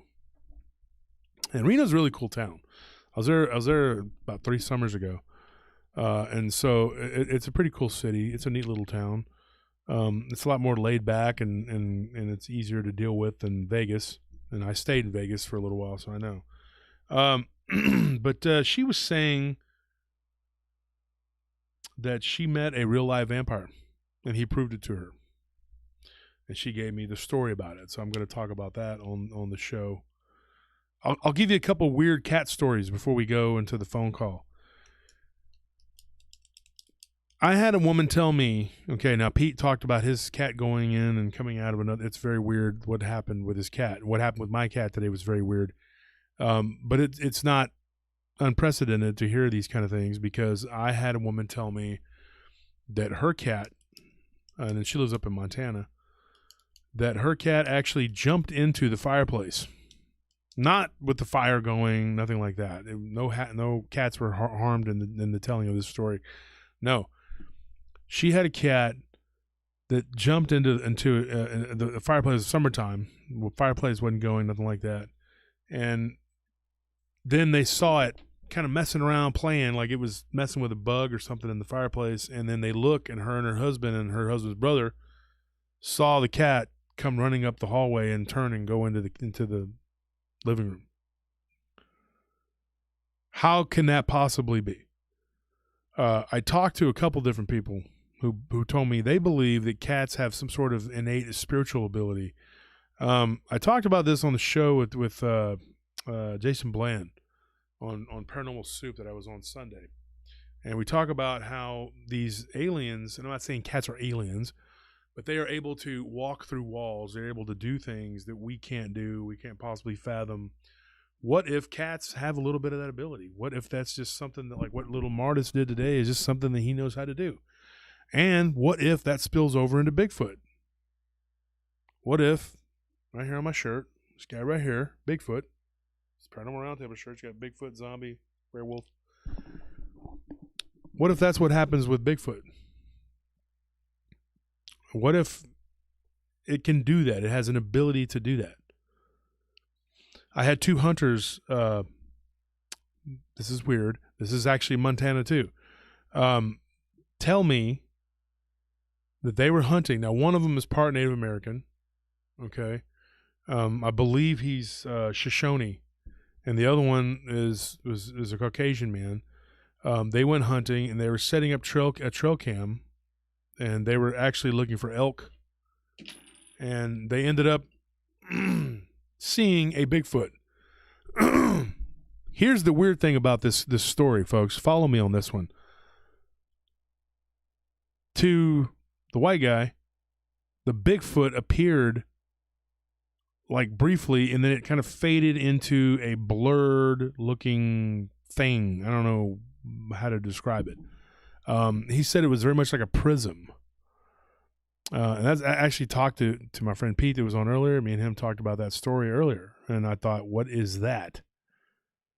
But to the Shoshone man, he saw it as the Sasquatch, the whole creature, everything. He saw what it looked like. He gave a description of it. What was that? I mean, what was that? I mean, that's weird. One guy sees the Bigfoot the whole time. The other guy sees it briefly, and then it becomes like a prism looking blurred image. Why is that?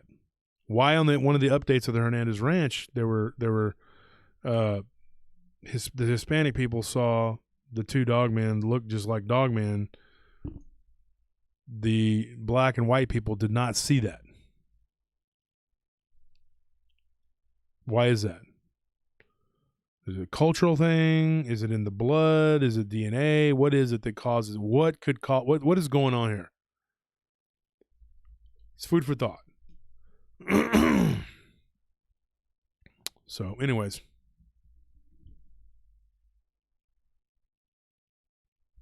Watch it. So,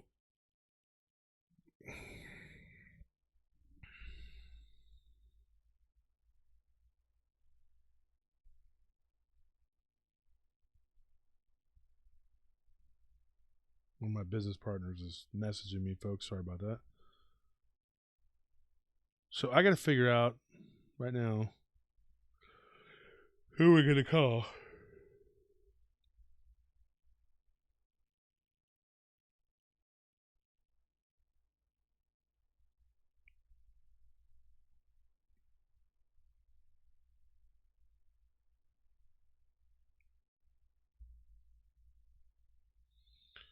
Because we have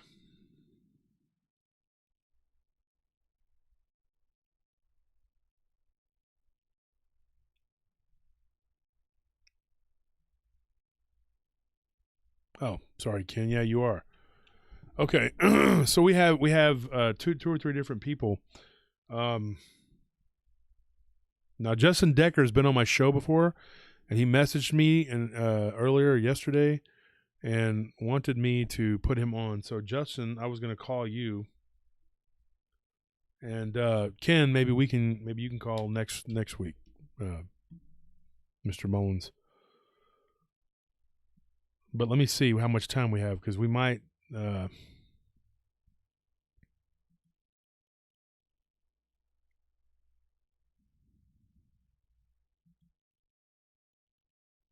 I think I agreed to talk to too many people. I'm sorry, folks.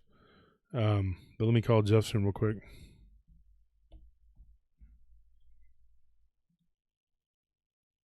Don't be mad at me, Ken.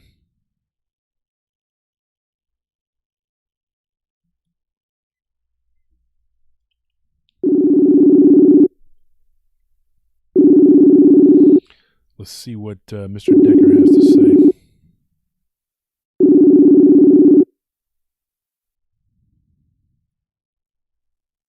Hello? Hey, are you there, Justin? Yeah, I'm here, buddy. How you doing? I can barely hear you, man. Real quick, guys, can y'all hear Justin? Justin, say something. Say supercalifragilistic, fragile, whatever. Supercalifragilisticexpialidocious. Expialidocious. There you go. Expialidocious. Can anybody hear it? Somebody let me know here. Give me a shout out. Because I'm pretty sure Anthony's in the next room asleep. Hey, Anthony. I can switch to my speaker instead of my Bluetooth if I need to. Can you hear him? Yeah, you're kind of low. All right, let me try this. Lisa Smith, you know what? I have a really creepy story about the funeral home. When my mother passed away back in May, the caretaker there gave me a very creepy story at the funeral home where my mother, we had her service, but we started talking about, and I asked him point blank, I was like, do you ever get any weird stories out of it? And he said, yeah. He had a couple weird things, but one in particular really stood out. And I'll tell that story. But Justin. Yeah, can you hear me now? Okay, can you hear him? Okay, so it's good. All right. So let me tell you real quick, that story. And Justin, while I got you on here, you can listen to this story. This was a caretaker at a funeral home. Not a caretaker. What do you call that? What was that guy called? What did he call the one when my mother passed, the funeral home that we were at? I forgot the name of the funeral home. It's in Taylor, in my hometown. I don't know what the guy's called, what they call him. The guy that you talk to that does, I don't know. The mortician? Mortician, there you go. I was trying to remember. But Anthony was there. Do you remember that, Anthony?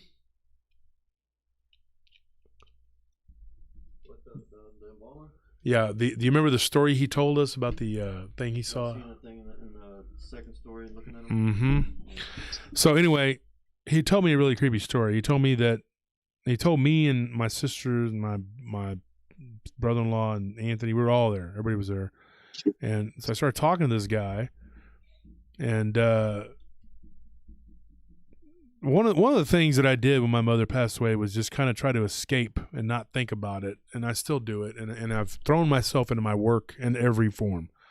I train more, I'm doing more, lifting weights, I'm staying busy. I'm dealing with my businesses, my security business, and I'm doing lots, and every spare moment I have is being thrown into the show. And I try to spend as much time as I can with my wife. and my nephews. I don't like being alone right now. I'm okay usually being alone. It's not a big deal, but since my mother passed, I've just been having a hard time with things. And anyways, talking to the funeral director. Talking to the funeral director, he told me a really creepy story. He said one day he was working and he had a couple of them. This one in particular was really creepy. He was working at late, and he had heard this loud noise, like it was people arguing or talking or whatever, on the second floor. And so he went up there, didn't see anything, which the second floor is really just their storage, And then he went downstairs, and when he went downstairs, he thought he heard loud booming music coming from, like, as he was getting in his car to leave, coming from the upstairs. And he was like, that's weird. So he walked, there's like an alley right there, right? So he walks through the alley, and he goes and he looks up, and he sees like a shadowy thing moving around, and he just sees two glowing red eyes looking down at him. And he said it felt like anger and hate and sorrow all rolled into one. And he said it just like pierced him, and it freaked him out so bad, and he just jumped in his vehicle and took off. He didn't even bother to go investigate. Like, he was like, I'm done. I'm not even going to go up there. So that was a creepy story that he told me, and I thought, man, that is crazy, dude. You're working at a funeral home and you see that. That's one job I would never take. It takes a special kind of person to work in a funeral home. I don't want to be around that stuff, It's weird, I always thought it'd be cool, though, like when I die, if I'm laying there and somebody could somehow rig my eyelids, like playing a trick, and people would come to look, and I would just go, like just open them real quick, freak everybody out, whoa, and then close them again, Or even better, lift me up and be like, you are all doomed. Just have somebody move in my mouth and have like and they'd be like, no, folks, calm down. Wolf liked to joke around a lot, and that was his last joke. He's going to lay back down now, and it's over. You got to do something. You can't just lay there, But anyways, Justin, enough weirdness. Let's get into your weirdness. You have some stories to tell us. What do you got going on, man? How have you been since you were in the Amazon stories with us, man? We've communicated back and forth, but you said you've collected some stories, and you said you were on another show. Yeah. I've been doing a lot of different podcasts lately. Thanks to my girlfriend, Jennifer. She's been kind of promoting me a little bit. And through that, I've been able to do some speaking and stuff, and I'm been able to collect some great stories from here in the Gatlinburg and Appalachia area. So I'm pretty excited to share some of those with you tonight. I've got Bigfoot. I've got Black Panther stories. I even just the past couple of days picked up some dinosaur stories, which I thought were pretty cool. Oh, man. So first question I have, though, for you, Justin, is who gave you permission to do all this? Because I thought we had an exclusive deal after you worked with me. I told you never to talk to anyone else. Well, what you told me was I could come back and help co-host a couple shows for you. But apparently that went out the window on you. You broke the agreement, though, by going and speaking with others from this, and I'm very vindictive. I'm just messing with you. So you're here now. I gotta tell you, being on your show really kind of gave me the confidence to kind of keep going forward with what I wanted to do and my passion. So I really appreciate you giving me that chance last year. Oh, dude, you did great. I mean, you have really cool stories, and some of them we didn't even get to, which was, even more amazing. I saw you promoting the gear, though. I saw you in those pictures, and then people thought that was me. And you were like, my beard is way better than Josh Turner's beard, which is not. But the point is, that you feel confident in yourself that your beard is better. But you were at a conference or something, and I think you met Melissa Panay and Kevin. Yep, met them up there. Yeah, and they said that you were cool. You were representing the PRT, man, and I appreciate that. I saw the pictures, man. That was pretty cool. So what do you got for us? What do you want to start with? Well, let's start just the Bigfoot stories real quick. These come from Kentucky, East Kentucky, just a couple of quick sightings. And I haven't had a chance to talk to the people directly yet. These are just reports that came to me. I'm working on making those connections. First story was pretty cool. A lady was driving home on Black Mountain one night, and she saw something up ahead in the road on all fours, thinking it was a bear. She slowed down. As she's pulling up into it, this thing stands up and starts walking across the road. And it turned and looked at her got back down on all fours, and went on down the side of the mountain. So that was a pretty cool story for me. You don't normally hear a lot of stories about these guys down on all fours. But she was very, very specific. This was not a bear. They have tons of bear in the area, so she knows what bears look like. And then it stood up and actually walked across the road. It didn't do a bear shuffle, right? And then back down on all fours and died down the side of the mountain. That's crazy. And so, okay, I got a couple questions here. Did you get any other description, like when it was down on all fours, like how it moved, or did she say anything about the face, like that it was ape-like? Wasn't dog-like, was it? Wolf-like? No, it was ape-like. I asked that question. I said it was ape-like in the face. It moved kind of like a bear from what she could see, but she was just kind of in awe and kind of shock of seeing it. She didn't really catch the movement as far as, being able to compare it to other things, just that it was down on all fours. But definitely dark in color, covered in hair, but definitely an ape-like face. Wow. And that was in eastern Kentucky? East Kentucky, Harlan County area. Oh, yeah. Yep. Kentucky's just, it's those caves, man. I'm telling you. I mean, it's a big part of it. Mm-hmm. And so what year was this? When did it happen? This happened this spring, I believe. Wow. Just this year. And tell the audience, didn't you have an encounter today with something? Didn't something happen to you? That was yesterday. Mm-hmm. So I work as a food and beverage supervisor at a major resort here in Gatlinburg, Tennessee. And I was leaving out the back dock, and I opened the door, and standing there to my left looking at me was a big old black bear. Maybe a foot away, maybe. Wow.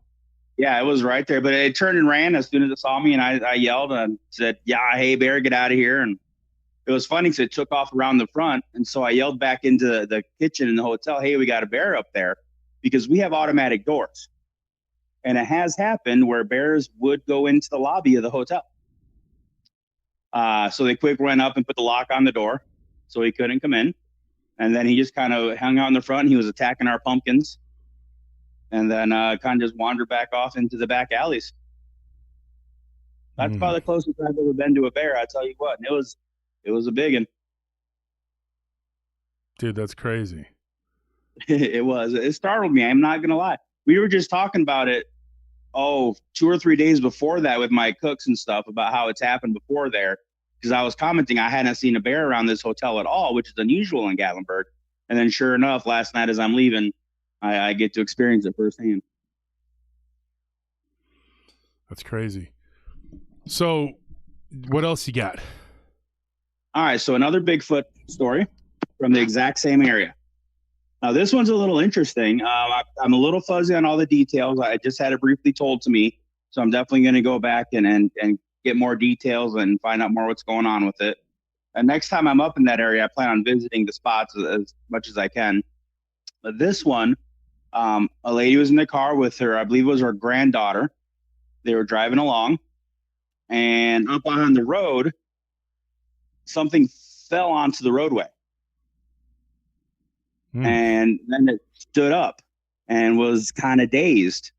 And she realized this was not a bear. And then it jumped down off the road and back down the mountain again. And she drove past the spot.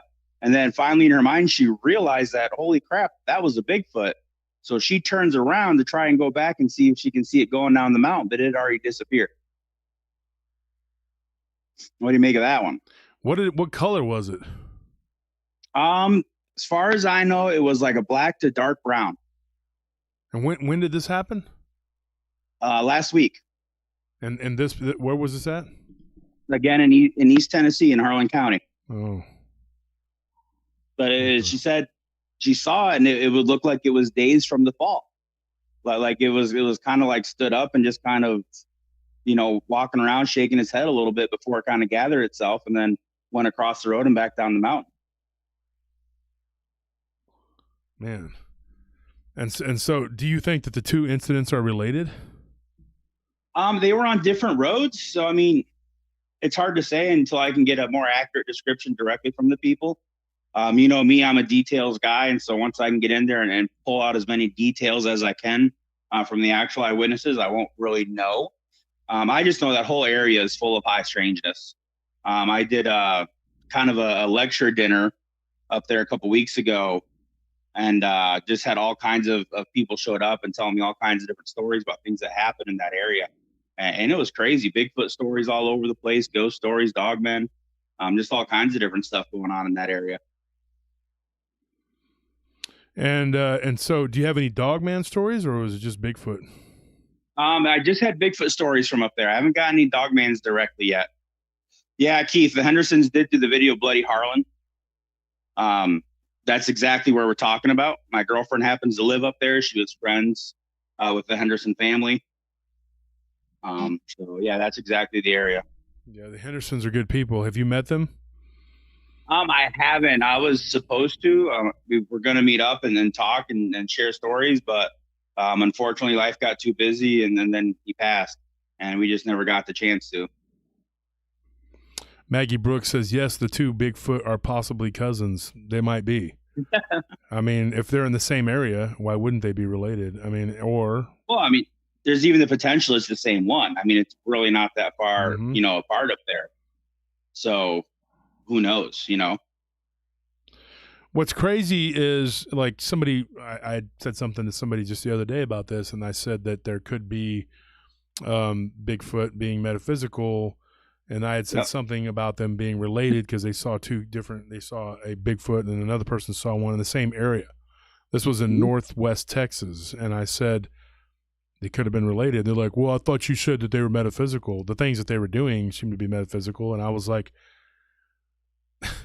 okay, I'm going to say this, and people, people don't realize that demons, or as we know them, actually have a lifespan, and they can actually be related too.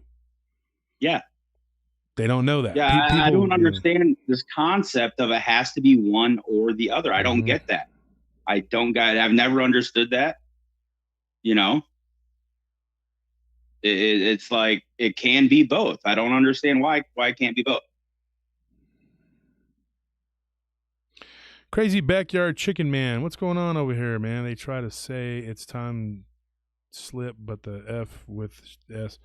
What's going on with you, guy? You sound like you're really angry today or something. Your mouth, I will say, kind of slips.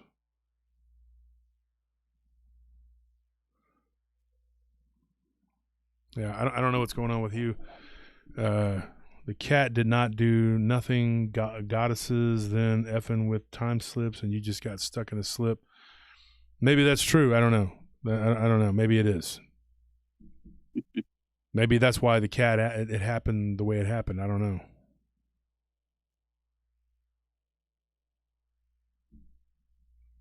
Well, I agree with you on that. Casey Backyard Chicken Man says, I want to give a F of what anybody thinks.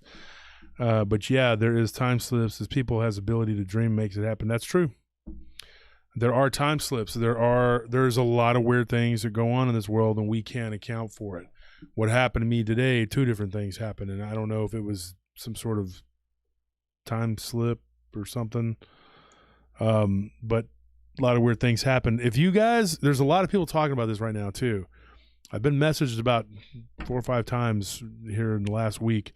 I was on a show called Deus Ex Machina with D.A. Roberts. I don't know if D.A.'s in the chat room right now. He was earlier. But D.A. Roberts has a show. And I think it's the 3-hour, 13-minute mark. Because I think they were doing their show when I jumped in. I think I was on there for I'm pretty sure that one was one of the ones that I jumped in, but at that mark, something weird happens. And you can actually see something behind me. And because these lights go out, which I don't know, they just do. And then there's something that looks like it moves, I think, to this side of me over here. And you can see it. It's on D.A. Roberts' show on Deus Ex Machina. And Neoma, the lady that's one of the co-hosts, she's like, I just saw something move behind you. I'm not trying to freak you out. And I saw it too. But I went back and I analyzed it with my wife, and there is something there. I don't know what it is, but anyway. Wow. So go ahead. Well, listen, man. I mean, you've had stuff following you around. You've had stuff happen in your own studio. I remember that one time, like you heard a noise and all of a sudden, like the power went out or something like that. And I mean, it's there. Yep. My exact words were, "There's more than one shaitan." Boom. Everything went out. Yeah. So, and then I found out that people from the pet store where we got Martis, the power had gone out, and we were talking about it the night that we went and got Martis. He was an adoption kitty. They have the little kitties that they're basically homeless, abandoned, whatever, and we adopted him. But they make you pay a small fee. That way you don't just go and get it for free and, who knows what you might do. I think it's a good policy, and we adopted him because this is true. At this time of year, black cats are killed. And so when we got him, he was such a friendly little dude. I picked out a different cat. Well, on the way to the register, that cat decided to just go under my back and, and didn't, a little thing was probably scared and it climbed up but to me, it was a sign. So I pried it off of me and my shirt like, ugh. And I was like, "Oh, you're cute, but you're going back. You're not coming with us." And my wife was like, "The little black one." She's like, "Pick the black cat. People don't always like the black cats." And the other one was so cute. He had this little weird, this different color on his face. And I thought, okay. So he was so friendly, man. And he is the sweetest little animal you'll ever meet. And I just love him. And and people say, "You're a dog person. You're a cat person." I'm an animal person. I love animals. There you go. I do eat meat, and I had somebody the other day getting all on me. "You love animals and you're all into animals and you support animals' rights and whatever, but you eat meat." I was like, I don't eat very much beef, really. I eat chickens, unfortunately, and turkey a lot. So turkeys and chickens aren't as fun to pet. Sorry. They're just not. Have you ever owned a flock of chickens? No, my wife did though. Okay. My wife owned a chicken and a duck that were best friends, and then they were, unfortunately, they died because a dog got loose and killed them. Sure. And that really tore her apart. She's really upset about that. I own a flock of chickens and some ducks back in Nebraska, and actually, some of them can be very friendly, and they'll come and play with you, and you can have a good time. And some are mean little jerks, and you just make soup out of them.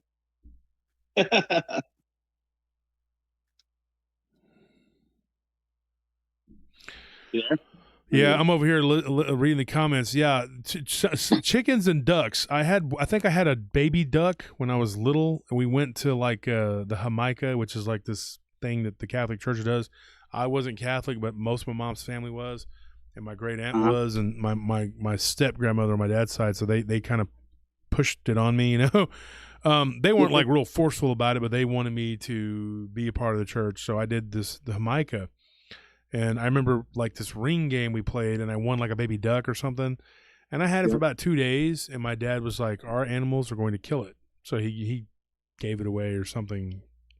But it was pretty cool, man. He kind of like followed me around, and I thought it was cool. But he was right. We had 3 really rough trade dogs that were, because, they protected we lived out in the country. They protected our land, and there were coyotes and things like that. So, and it was only a matter of time where that duck got bigger and got out there and got killed. A snack. Yeah, so I couldn't keep him. But ducks are cool, man. That's my hometown's mascot, the ducks.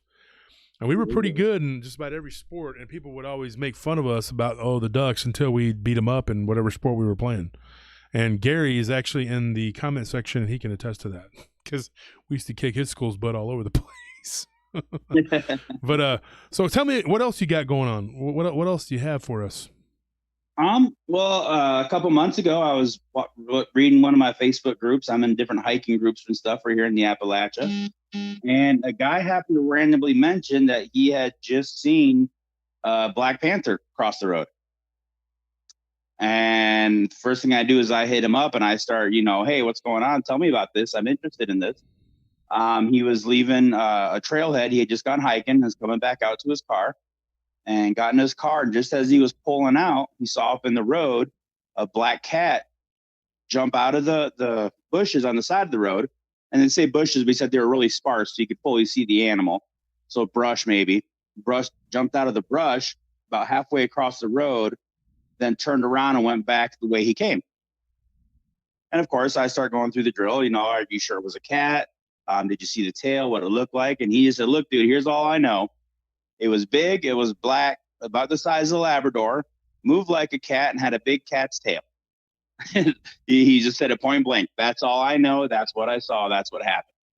But I thought, I'm always fascinated by black cat stories because, as you know, Black Panthers are not supposed to exist. They're not supposed to be around here at all, other than, you know, black jaguars and black leopards over in Asia and stuff, but not here in the Appalachian Mountains. So that was a really cool story I picked up. And real quick here in the chat section, if anybody has any questions for our guest, Justin Decker, he lived in the Amazon for years and had a lot of weird experiences there. So he's seen some crazy stuff. Dead Man Talking, before you bail, I don't know, I just saw you in the chat. Says you're going to record. I'm pretty sure that is Luke Penton. Luke has been a colleague and friend of mine for a long time. He's got a lot of cool stories. He does some fiction, and he gives a platform to some fiction people. I do like his stuff. I do like also D.A. Roberts. He writes fiction. Now, their fiction is based on cryptids and the paranormal, which is pretty cool. So if you're into that, you know, they have some good stuff. So D.A. Roberts, the author, and then of course Luke Penton, who's out of the UK. So yeah, I saw that you said you were taking off. All right, I'm off to record and get the day started. Keep up the amazing work, Josh and gang. Thank you, Luke. And it was good that you popped in. And I'm still down to have you come on the show at some point, or I can come on your show, Luke. I mean, when I agreed to do shows this month, I only wanted to do shows with people that I was friends with. Tony Merkel had reached out to me, and you know, and everybody else that I did shows with. Paul Sinclair. I met Eddie Hill through Ken Gerhard. We're mutual friends with Ken Gerhard. Eddie's a police officer out there in Bexar County, out in San Antonio. And of course, Jason Bland, Paranormal Soup, and then Bettina Moss. I'm going to be doing her show. And so I just picked people whose shows, the people that I'm friends with. Anyways, if anybody wants to go and check out Luke's work, Luke has a channel, and it's pretty good. Some of the stories he's got are pretty cool. I like if you want to unwind, and some of it's, you know, fiction, like I said, but he makes it a point to tell you what it is, you know. Yeah, I'm actually subscribed to Dead Man Talking. Great stories. Absolutely love listening to it. Yeah. Yeah, he had one where he talks about like he got a dog on Craigslist. Have you heard that one? No, I haven't heard that one. I bought a dog on Craigslist. Biggest mistake I ever made. And the dog is like, at the end of the story, I'm not going to give it away, but it's pretty cool. It's just, you go check it out, you know. Because one of the things that happened with the Black Panther stories that I got was somebody who wanted to buy a bedroom set. I'm not laughing at him. It was actually very horrible. And he, you know, was moving in with his girlfriend, and they were living in Fort Hood in Killeen. So they got a place together, and he ended up having to go to, and I'll tell the whole story on the show, but he went and something went horribly wrong. And it was something that he went to go meet this person by himself that he met on Craigslist to pick up this furniture. And his buddy was supposed to go with him at the last minute. His buddy's like, I can't. I got something I got to do on the base, so he couldn't go. And so he took off to go do it, and he went from Killeen to Temple, and happened in Temple, Texas, or out on the outskirts of Temple, Texas. Pretty sure I know where it happened at too. But yeah, it was crazy, you know. And this guy was, you know, a soldier at Fort Hood. But yeah, he almost died from what he was telling me. But anyway, go ahead, Justin, continue. Yeah, sure. Well, I saw a couple of questions come through chat there. Jennifer, yes, I did investigate the killings. I'll get to that here in a second. Somebody asked about the genetic of having Black Panthers. Mountain lions, cougars, whatever you want to call them, they do not have the gene to produce a melanistic cubs. So it is literally, at this point, as far as we know, scientifically impossible to have black mountain lions. And that's the part that fascinates me the most. I grew up with jaguars. They're tropical, subtropical. They do not come up this far. And of course, leopards are nowhere endemic to this area at all. You know, they're not even on our continent. So that's what makes the black panther so fascinating to me. Now, jaguars, as far as we know, do come into Texas. Yes, they have been reported in the southern western part of the U.S., Texas, I believe, Arizona, maybe New Mexico is about as far up as they'll get around, as far as I know. Yeah, and one of the things too, like I noticed, like okay, let me lead with this. They caught a bull shark. Yep. Way up in the Mississippi River. I'm talking. It was Absolutely. like way up there, one of those states above you guys. And I couldn't tell you exactly where it was at. But I mean, when a lot farther than it's supposed to be. Yeah, a lot farther than it was supposed to be. Yeah. And now here's a weird thing. I'm going to tell you guys a story. I got it saved on my phone, and it won't take but a minute. And it pertains to what I was talking about earlier. So I'm going to get it set up. But go ahead and continue. And I'm going to check for this story real quick that I wanted to read everybody. I was at Lisa asked something about anacondas. Definitely, anacondas were everywhere around me. For us, they were considered a shoot-on-sight animal, only because of the danger they pose to young people like me. They were definitely something that would attack me and kill us. The largest one that I can recall seeing personally, I believe, was measured out at 17 feet. The largest one, I think, on record right now is running like, I want to say 32 to 36 feet, somewhere in there. Yeah. But I personally believe they get a lot bigger. Reptiles continue growing for their entire lives. Being deep in the jungle like that, once you become a certain size, you don't have any natural predators. So there's no reason why they can't keep going. I firmly believe that there are exceptionally large 50-foot plus anacondas in the jungles. Yeah. Anacondas are native to South America too. Yep. I can tell you this. I've been to Central America. I didn't see any like really large anacondas, but I did have a boa get a little too friendly with me. I didn't like it. I can tell you that. So yeah, and spiders. I mean, humongous spiders the size of dinner plates. I believe the Goliath spider is down there where you were at. They eat birds. I actually have a story about giant spiders. I saw somebody earlier in the chat room asking about it. And this was about the size of a large dinner plate. I believe we're talking about 12 inches across. So my dad and my sister were out turkey hunting in the jungle for jungle turkey, as we call them. Came around a corner. There was a log across the path they were taking, and sitting right on top of it was this ginormous spider. And my dad said the body of the spider, tarantula, whatever you want to call it, was big and hairy, so probably a tarantula, was as large as the inner circle of a large paper plate. And that's just the body without the legs at all. He said it was black, and he said it was absolutely beautiful. It had like orange and yellow streaks across it. And he said it was just absolutely gorgeous. So they admired it for a while, and then they made a big wide path all the way around the log and then continued on their hunt. Wow.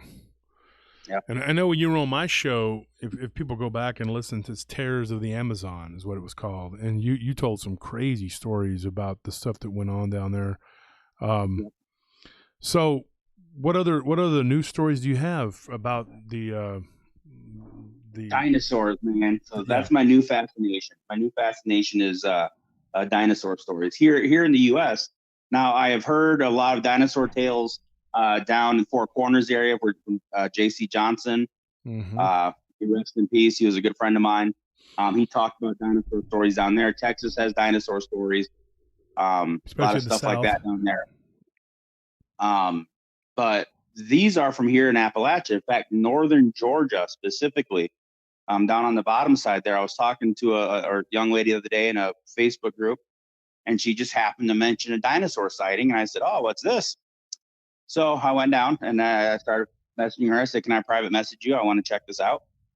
And She said, yeah, sure, no problem. So apparently when she was a teenager, she was out playing in a yard with cousins, and she saw what she thought was a really large woodpecker coming by and then kind of flying over the group.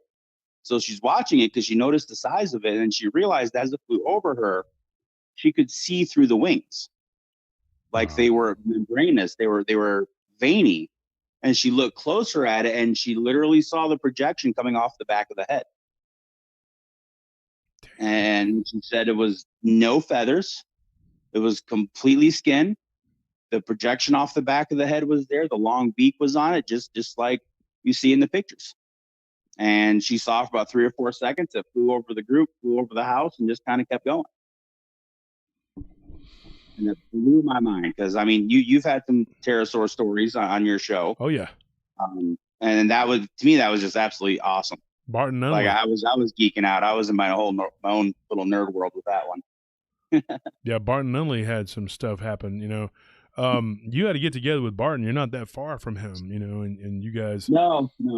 I tell you, Lyle's planning on going up there and doing some rooting around and stuff. And we're still thinking about, once Halloween is past us, me and the guys down here in Texas, my Texas peeps, we're thinking about trying to maybe do some work on researching on you know, in the LBL, Sure. maybe going down to the Honey Island Swamp. Everybody's been on their own. I haven't, Right. but I was thinking about doing that. And then if we go up into your neck of the woods, you know. Also, I was going to ask everybody in the chat room. We have 300 people in the chat room right now, 302 viewers, but it says 300 on the screen there. But this thing up here gives you the accurate. So you have 302 people in the chat. So I have a question for everybody, and you too, Justin. If we do a paranormal roundtable, what do you call it? A paranormal roundtable conference. It would be a cryptid and paranormal conference, and it would be sponsored by Paranormal Roundtable. And of course, I would be there, and I would speak, and I would have a bunch of other people that would come and speak, and some of my friends would be there. And I'm talking Ken Gerhard, Lyle Blackburn, Nick Redfern, David Weatherly. Linda had said tentatively she would do it if she was in better, if she's getting better. But, you know, and would you guys, and of course, Justin, I'd like you to go, Nick Valente and D.A. Roberts, a bunch of people from the NADP. And I was just thinking about maybe putting together a conference and getting an all-star lineup of people to show up. I've talked to several other people too that have talked about, you know, being willing to do it. I'm talking at least a dozen well-known people. I mean, would you speak? Would you go? Yeah, I mean, I don't put myself in the caliber of any of those guys, but I think it'd be fun and quite an experience just to get together, and I'd be more than happy to tell my stories and my theories and all that kind of stuff. I think that'd be fantastic. Yeah, because I was thinking about doing one Friday through Sunday, you know, and everybody's like, well, it costs money to do that. Yeah, well, you know, if you really want to do something bad enough, you'll find a way. Right. You know, that's just how it goes. I mean, you know, money doesn't grow on trees, but there's ways to make money. Sure. You know, I mean, and if you really want to do something, you're passionate about it, you know, it's not, you know, get it done, you know. But I would definitely start throwing my self out there to try to get this done. I've already got 2 financial backers, maybe a third. So if anybody's interested in helping out to build a conference like that, it would cost several grand probably to get all that put together, of which I have about half of that ready to go. If anybody else is willing to help pitch in to make it happen and you guys want to go and do it, I mean, it'd be a blast. I mean, you would get to meet some really, really, really popular, cool, famous people in this business, very good, down-to-earth people. I wouldn't invite any people that aren't, you know, and you guys, you know, we'd have a great time. We were thinking about doing it in Missouri because it's a little more centrally located. But, I mean, sure. I thought, you know, if people are willing to make the drive or the flight or whatever it takes, you know, to get there, you know, and me and Ken were kind of talking about it. We were working on it whenever COVID hit, and then it was like, well, there goes that, you know. And it just kind of fizzled out. Thank you, Enrique, for that. Conference funds. Thank you. He's already thrown in. That's Enrique Salinas, everybody. Thank you. Wow, awesome. But I was just thinking if we could put it together, you know, it would be incredible. There'd be nothing like it. Somebody was kind of poo-pooing and saying, you'd be lucky to get 200 people to show up at best. And I'm like, wow, is that all I'm worth is 200 people? Really? No. Because I'm pretty sure with an all-star lineup like that, you would get some people, you know, and So everybody would get to speak and come out there. I'm sorry, what now? We had the Smoky Mountain Bigfoot conference up here a couple months ago. They had over 2,000 people show up. And that's what I'm saying. It's like its third year, I think it was. Mm-hmm. You know, I mean, we had David Pilates, we had Ron Moorhead, we had the guys from Mountain Monsters there, Matt Sieber from Tennessee Bigfoot. Just a whole bunch of people showed up, and it was a great time. And 2,000, it was sold out at 2,000 people. See, that's what I'm talking about. Amazing. Yeah. So anybody that says, 200, they don't know what they're talking about. Yeah. I mean, I heard that the Beast of Bray Road conference, which, how do you have a Beast of Bray Road conference without Linda Godfrey? But apparently they did. Yeah. And, you know, it didn't have but like maybe 100 people or something. Right. But, I mean, who cares? I mean, that's not, you know, that's not me. You know what I'm saying? I would look at the card and go, okay, who are these people? Because I no offense to the people that were there, but I didn't know any of them. I didn't know any of those people. Yeah, I didn't either. Of course, I mean, they're not my friends either. I mean, I know my friends, but I would just think, you know, we've talked about it, and I think it would be something for you know, one for the books, you know, if we did it. Because if I do it, I want to do it big. I want to do it good.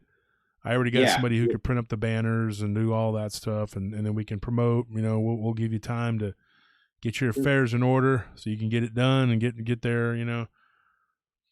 Absolutely, that'd be great. Yeah, So Tanya Jennifer Willis was says something here. actually- I'm sorry. Go ahead. No, go ahead. Jaron Kaiser says 200 people is lots of people. Not really. I disagree. I think 200 people would be kind of a bust for something of that magnitude. Yeah, with the talent that you're looking at bringing in and the big names and stuff. I mean, come on. Yeah. But somebody, Tanya Willis says, I'm very ill and unable to travel, but would definitely make sure would make such a trip if I could. That's why I suggest virtual event in conjunction with the live event. Yeah, we could do that. We could maybe broadcast it too. Sure. That would be neat, you know, to have a way to broadcast. I'm sure we could figure it out. Pay-per-view, yeah, that'd be great. Pay-per-view. Well, you know, I wouldn't even be doing it for the money. I would, to me. Oh, I know. I would just be doing it for the fans, you know, for people who are, you know, fans of the PRT and want to be, you know, a part of it, you know. And I'd like to go and interact with my fans and with my people, you know, and yeah, I mean, I think it'd be cool. Yeah, that'd just be a great experience all the way around. But continue. I'm sorry. We're just no problem. Jennifer had mentioned of me investigating some killings and stuff down here. So there's been some unknown animal attacks down here in Tennessee. I don't know if you've heard about this or not. Cott County, Tennessee. The town's Newport, about 45 minutes away from me. And so a couple of different news reports came out. A young, not young, about 50 years old, I guess, was attacked in April. A gentleman, he was torn apart pretty much. He was killed. Unknown animal attack. They didn't know what it was. And then a couple months ago, I believe it was June or July, a young lady was attacked in the exact same spot. She managed to get herself to a house. They called 911. She was mortally wounded. She had part of her arm, or not part of her arm, was partially torn off. Definitely completely mauled again. Looked like a canine attack. And being so close to me, I went ahead and brought my girlfriend down there. She came with me. She's a news reporter and does all kinds of stuff. So she was down there videoing with me. And we checked it out. We went down to the area. It was probably about, I don't know, midnight or so. It was dark. And I got to tell you, I've been in Newport a lot. Used to work there. It's kind of a big industrial town. But this one road, this section of the road, man, it looked like we were out in the hills. It was completely isolated. It was right along the Little Pigeon River. There was forest and woods all the way around it, and it was very isolated. We drove down it a couple times just to get kind of a feel for the road. Once it went through the area, it's kind of like river bottoms, you know. It did turn into a much more residential area on the other end of the road. So we came back, and using the news reports, we were able to pinpoint the exact location and the house where the young lady was able to get for help and stuff. There's a lot of weird things with this story. They are looking at a gentleman that lived in the area. He had 3 cane Corso dogs that were known to be aggressive. The current theory is that these dogs were the attackers. When they went to confront the guy and to get the dogs, one of them was already dead. They took DNA samples from the 2 living dogs, and they also got a DNA sample from the one that was already dead and buried. And that's the last I've heard of it. They assume it's these dogs. They assume it's this guy. There's been a history of reports with these dogs. If you know about cane Corsos, they're very large mastiffs. They're Italian mastiffs. Yep. So they have the capability of doing it. But there's a lot of weird things that happen within the investigation. Autopsies and DNA reports aren't being released. Things of that nature. They, instead of calling in like the animal control, they called in wildlife services to come check it out. The Tennessee Bureau of Investigation is checking it out.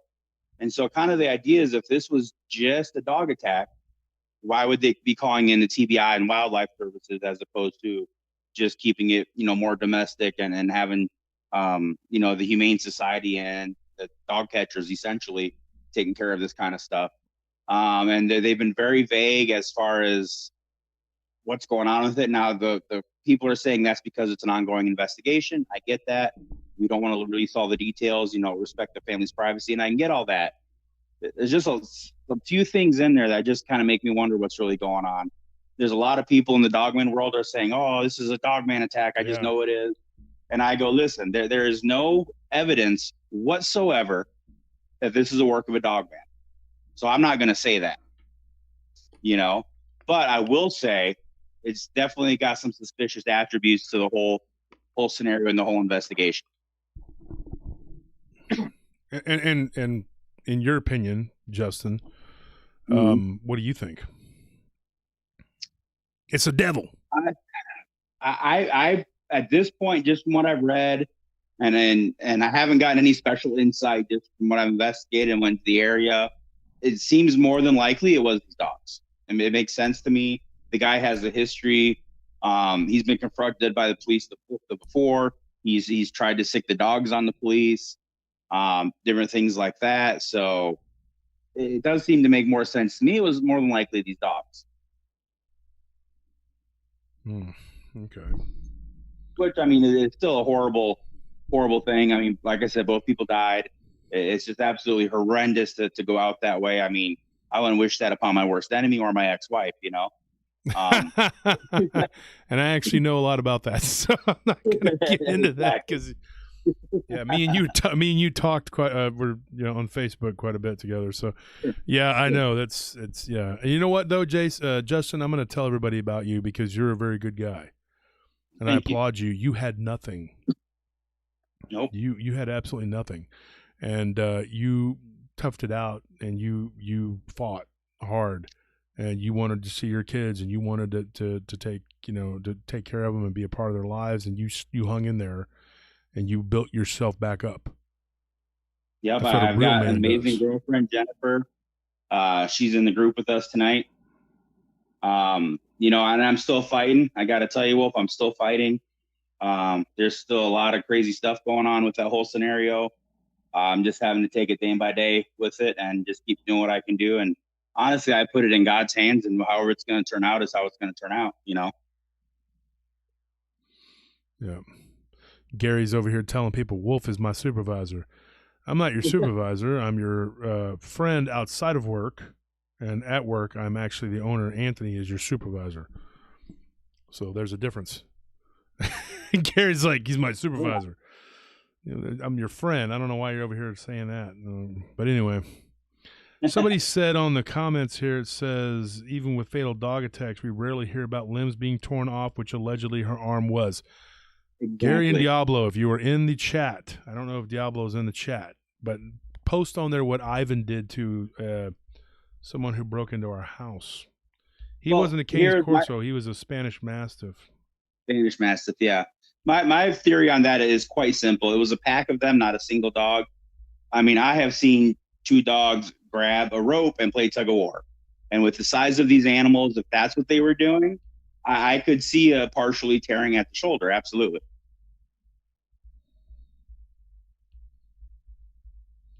You know, and also the first gentleman that was attacked, he was actually missing a chunk of flesh from his arm. Like it was just gone. Like literally something bit it off. Elastic Machinery keeps asking a question. He says, at Wolf, has Caller heard about a four-legged Cyclops creature? Have you heard that? Four-legged Cyclops, I'm assuming with one. I have not specifically heard of that description, no. Elastic Machinery, can you be a little more like forthcoming? Do you have any stories? Do you know what that is? Like what it is that you're talking about? Like, I mean, give us more of a description. Where is this supposed to be, and what is this?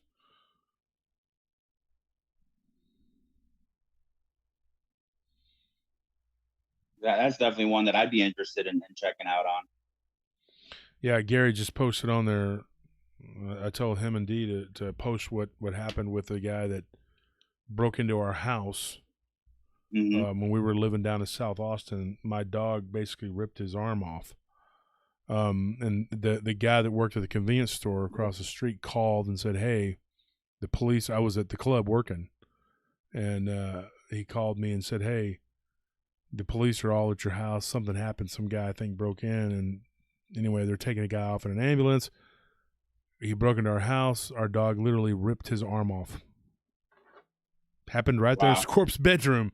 Not kidding, dude. Like, you know, somebody tried to break in, and wrong house to break into. I guess he thought that he'd find some goodies in my house, so he thought he'd come over there, but didn't realize I had a German Shepherd and an English Mastiff, and both were very powerful, massive dogs. And you know, but I'm pretty sure Ivan was the one that probably, because I think Caesar was still a little young at that time. I think he was only like 8 or 9 months. But Ivan was, he was stone cold killer, that dog. I mean, he was the sweetest animal in the world. And when I had Miss Kitty, my little dog that I had for years, when we found her, me and Scorpion found her one time, we were coming back from work, and these kids were throwing rocks at her siblings, and they had killed a couple of them. So we stopped them, we chased them off, and we found one little bitty dog about this big, you know, up underneath a the light just went out again, up underneath a bush, and Scorp crawled up under there, and I had to pull him out, you know.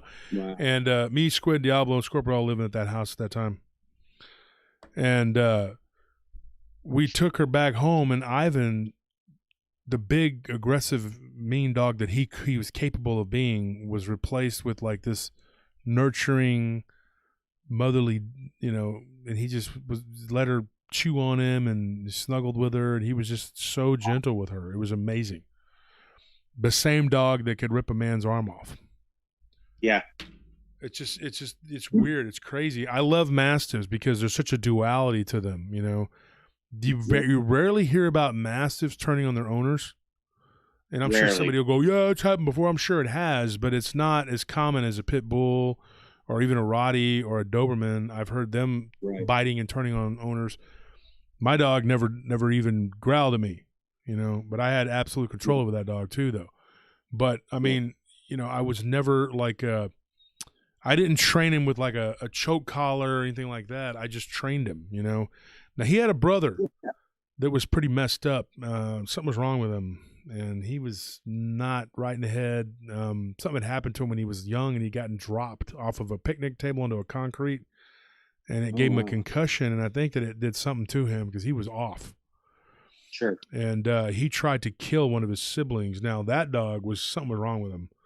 But all the other Mastiffs were very, very good-tempered, good-natured dogs that, me and my friend dealt with, and the reliable canine company I worked with, they were, they had guys that had Mastiffs, they had Bouviers, they had Malinois, Belgian Malinois, they had German Shepherds, they had Rottweilers, and mine were Mastiffs.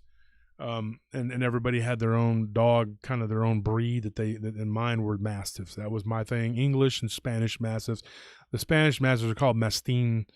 And they're very, very big and large, powerful dogs. And if I get this house built someday, which I'm trying to get, I'm supposed to close on it today on the loan to get it started, whatever. But then it's gonna be about a month before we can get started clearing. So we're about a month out right now, but I was supposed to close today and get it done. It's just been one thing after another. I'm definitely going to get me some Mastiffs to protect my property.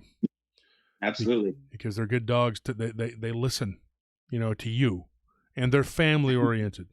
You know what I mean? They're protective, and they don't turn on people like a lot of them other breeds do. I had a Rottie just straight up out of nowhere just try to bite me. His name was Hunter. And I had never had a problem with this dog. And I was just taking off the sleeve when he lunged at me, and I just went like that, and he caught right here, and I just kind of flung him over my shoulder.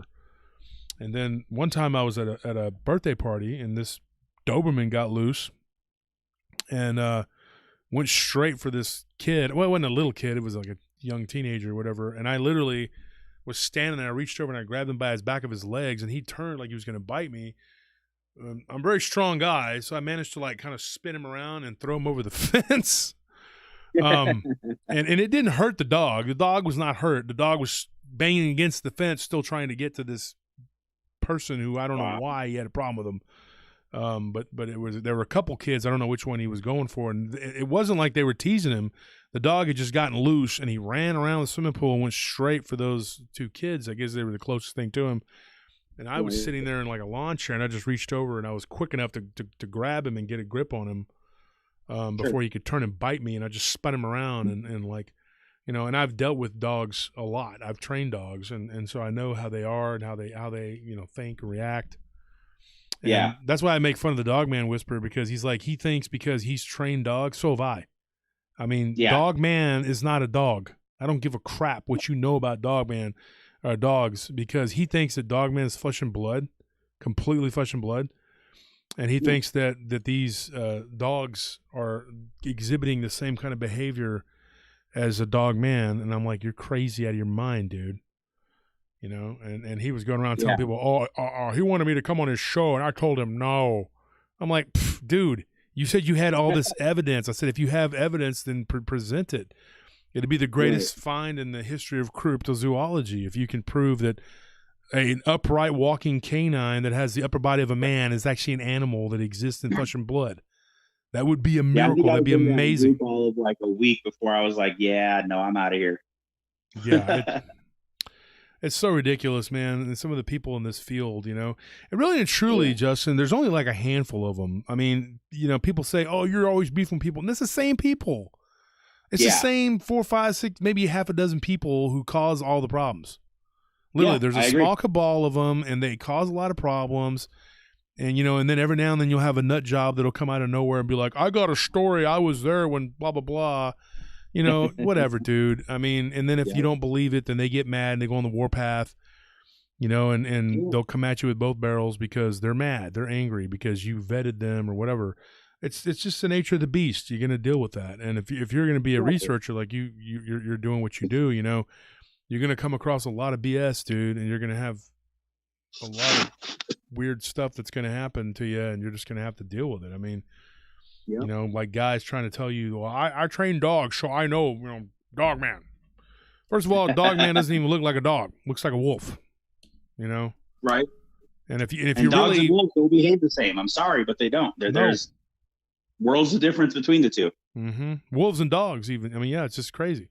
Yeah, and I mean, if you're so, no, somebody says TF, no, it's not him, but he is his homeboy. It's his crony. Yeah. I'm not even gonna say the guy's name and give him any airtime here, but the Dog Man Whisperer. He tells the Dog Man, hey, go over there, and he does. And and so but yeah, Mr. Pyrus actually is a very big supporter of that, and he goes around telling his lies and telling people that everything is a flesh and blood creature, and all his stories they can all be pinpointed back to flesh and blood, which is complete nonsense, because he'll tell you one thing off camera and then another thing on air.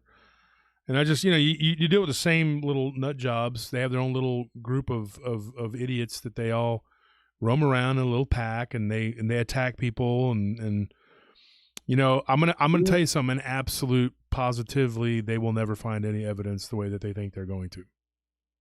They're just not going to. It's not going to happen. I'm not worried about it happening, and if you do, then great. I'll eat crow all day, but it's not. I don't believe it. I've seen one of these things. I thought it was flesh and blood. Now I don't know for sure, but I know a lot of people who've seen them, and I mean, as far as I know, the Dogman Whisperer actually goes around from group to group, just getting kicked out of groups, and then he finds people to blame for his incessant attacks on people, because he wants people to believe like him. What you need to do, and I'm going to give you some advice, sir, is go and start your own channel and spew all your bullcrap. And let's see how many viewers you get. And your personality turns a lot of people off because you're so abrasive and you call people stupid and dumb all the time. So nobody's going to want to hear that crap, okay? It's just like the Voldemort over there chastising people because of the comment section and them saying they're there to get their scare on and that they're there to be entertained. What are you talking about? Like, what's wrong with that? This is entertainment. Okay, if you're not entertained, you wouldn't be sitting here listening to this. You're going to go somewhere else, and you're going to watch the baseball game, or you're going to go do something else, because the bottom line is people want to be entertained. That's why you do the show. Now, just being a researcher is different. You're just doing research, and you're saying, hey, I'm going to tell you the stories. But, and we talked about this, Justin. I mean, there's people out there that are they're out of their minds. Oh, yeah. And you're going to deal with it. I mean, you're going to deal with, you're a very down-to-earth person, and we had like a very long talk off air, and you're somebody that understands that this invites lunatics, but there's a lot of things that do. I mean, I collect sports cards, and I used to collect comic books. Of course, everybody did back in the 80s and 90s, but I mean, I did it for a long time. I only buy graphic novels now of the certain characters that I like to read about or whatever, but I don't read much fiction. But I will sit there and deal with people that collect cards, and I'll go to card shows, and I'll look at a card, and they'll be like, let's just say a Willie Mays, and they'll be like, this card's worth $300, and I'm like, okay, it's got corners that are messed up, it's got this, it's got that, and I've gotten into arguments with people at their table and just sitting there telling you, dude, I'll give you 200, it's not worth $3, and they want to fight. I mean, they want to fight you because they overvalue their knowledge and they overvalue what they think the card's worth. And I'm like, if you sent it in to get PSA graded, it's going to come back and it's going to be less than $200. And I'm actually doing you a favor, and you're cussing me out because I'm offering you more than what that card's worth. Because it's human nature. Everybody wants to be right, and they all think that they know their field the best.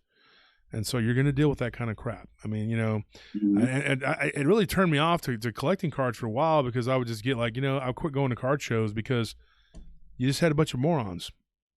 Yeah. And like I had a bunch of I collect vintage cards, and I was selling them for what they were really worth, and people were buying them. And some of the other people at the show were like, well, you're lowballing. No, I'm not. I'm selling them for what they're actually worth based on their what do you call it? Like how good they are, like the corners and everything else. So yeah, if I wanted to upsell, I could sit there and tell you, oh, this card's worth a lot, blah, blah, blah. And I could show you a higher book value on it. But based on the condition of the card, that's not really the case. You have to sell it for what it's worth. And you do it on eBay. A long time ago, Josh. Do what? Something is only worth what somebody will pay for. Yeah. Yeah, and I sold a couple on eBay, and what ended up happening, they were upset with me because they paid more because it was a bid. They overbid, on the card, because that's how eBay works. And I said, look, you overbid. The card was not worth that, but you overbid on it, and that's what happens. I wasn't trying to rip anybody off, but the thing is, you know, you get a Roger Maris or a Mickey Mantle, and somebody's really interested in it, so then they buy it, and then they're like, well, this card's got a bent corner, this card's got a crease, and blah, blah, blah, blah, blah. I'm like, it's in the description. You bidded on it anyway and still went $100 over just so you could beat someone else, because that's how eBay gets you. That's how they work. Yeah. I mean, it's not like you're going to like sell it to them and then discount the price because they complain about it. Yeah.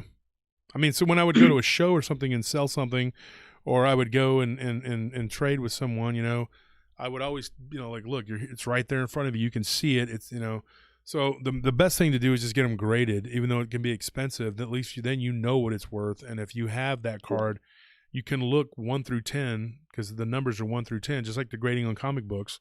I have some graded comic books that are worth a lot. But you can look and you can see the grading on there. It's a 4, or it's a 6, or it's a 5.4, whatever, you know. And if you look at the grades, then you know that this is what it's worth. You can look at a book and say this is the price, right? But like you said, it's only worth what somebody will pay for it. Yeah. Speaking of which, yeah. Speaking of which, Barton, like I said, Barton Nunley, hit me up if you want a first edition of Mysterious Kentucky. It's going for about $1,000 on Amazon. We're starting the bidding at $500. If anybody wants one of those books, let me know. We're thinking about giving one away maybe on Halloween. I got to talk to Barton and see what he says. I can't speak for him because they're his books, and I'm just selling them for him. And Barton actually does give away the money. Yep. So that's that. There's that. So Justin, what else you got to say? Well, I've been seeing some questions come through chat there. I was keeping an eye on those. Was it Double Bass was asking if they got the DNA. They have not released any reports yet as to what the DNA findings were, which is one of those things that's kind of mysterious as to why haven't they. They reported they took the DNA, but no reports since then. So I don't really know. Let me see. Somebody was asking about if I have ever had any firsthand accounts of Mokele and Membe. Mokele Membe is an African animal. Congo. Yep. So, and the Congo was it? I forgot which lake it was, but it's one over there. I have not. I did get into an online discussion the other day with a gentleman that claims there never was an Mokele Membe. It was simply a racist stunt from the explorers, blah, blah, blah, blah, blah. And all they could provide me with was a book. You know, and I said, well, I read a book that said he's real. You gave me a book that said it wasn't. So unfortunately, they kind of, that's not enough for me to change my thoughts on it. Yeah, so. Mokele Mbembe, funny story. The first publisher that Barton Nunley had for his book Inhumanoids, which made the book so rare. The story that he told me was that Mokele Mbembe, the guy, was actually taking his money and going and using it to go on an expedition to look for Mokele Mbembe. And so he fired that publisher and they cut ties. So only a few hundred copies of his first edition of Inhumanoids got out with that first cover with the Renaissance picture on the cover. So that's why it made it so valuable.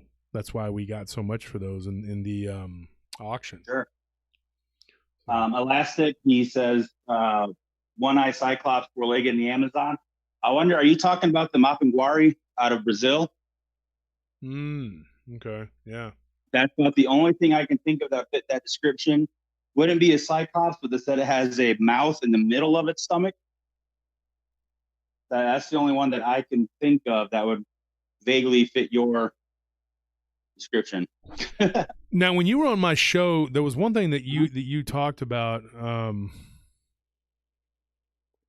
There was one thing that you talked about, how your dad had seen some apes that were rare. Right. Yeah.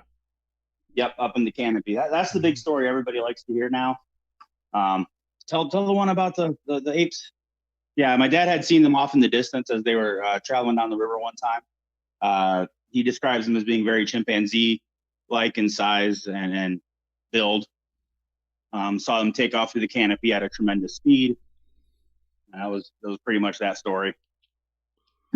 Yeah, and I am the example. You said something earlier. I'm not going to tolerate that kind of rudeness, dude. We had to delete your comment. I guess somebody deleted it. You said, "Who cares?" Back on topic. The topic is whatever we choose it to be. So you know, you don't like it, well, there's the door. I mean, I'm sorry that if we offended you by talking about other things besides whatever you wanted to hear about. It was just a point I was making. And so, you see any other comments you want to answer, Justin? I think that was it as far as the comments go. I do have one more quick dinosaur report out of North Georgia. Oh, lay it on me.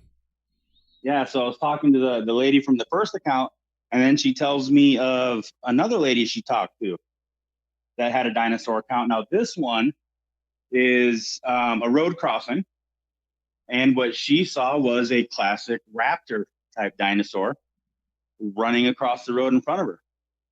And you know how whenever there's a sighting, there's always one detail that the witness just hyper focused on, whether it's a face or the color or eyes or whatever. This person focused on the tail of this creature as it disappeared across the road. And basically she said it was amazingly big. She couldn't get over the size of the tail of this creature. It was like a log. It was bright green in color and just ran quickly from one side of the road to the other and back into the brush, and it was gone. Now, this particular person runs an animal rescue, so very, very familiar with the animals in the area. My understanding is she does a lot of different types of animals, so it's not just dogs or cats. So she's very familiar with her animals. And I'm got her contact information as far as her name and where she works and everything. So I'm going to try and talk to her directly and get more information out of her. But it seems like North Georgia is kind of a hot spot for dinosaurs. So I'm going to start investigating in that direction and see what I can find, because I haven't heard a lot of other investigators kind of digging that up. Well, so Georgia's got the climate for reptiles, that's for sure. The hot, humid. Sure. God, Georgia, man, it is so humid there, dude. Like, good grief, man. I feel like I need to shower every couple of hours when I was there. There's tons of Bigfoot sightings up there. Dave Vaquera has his Bigfoot Expedition museum there. I know a guy that works with the BFRO.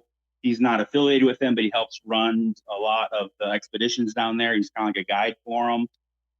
There's just so much activity going on in North Georgia. I'm kind of starting to focus between there and then the Eastern Kentucky area, and just kind of focusing and seeing what I can find, what's going on.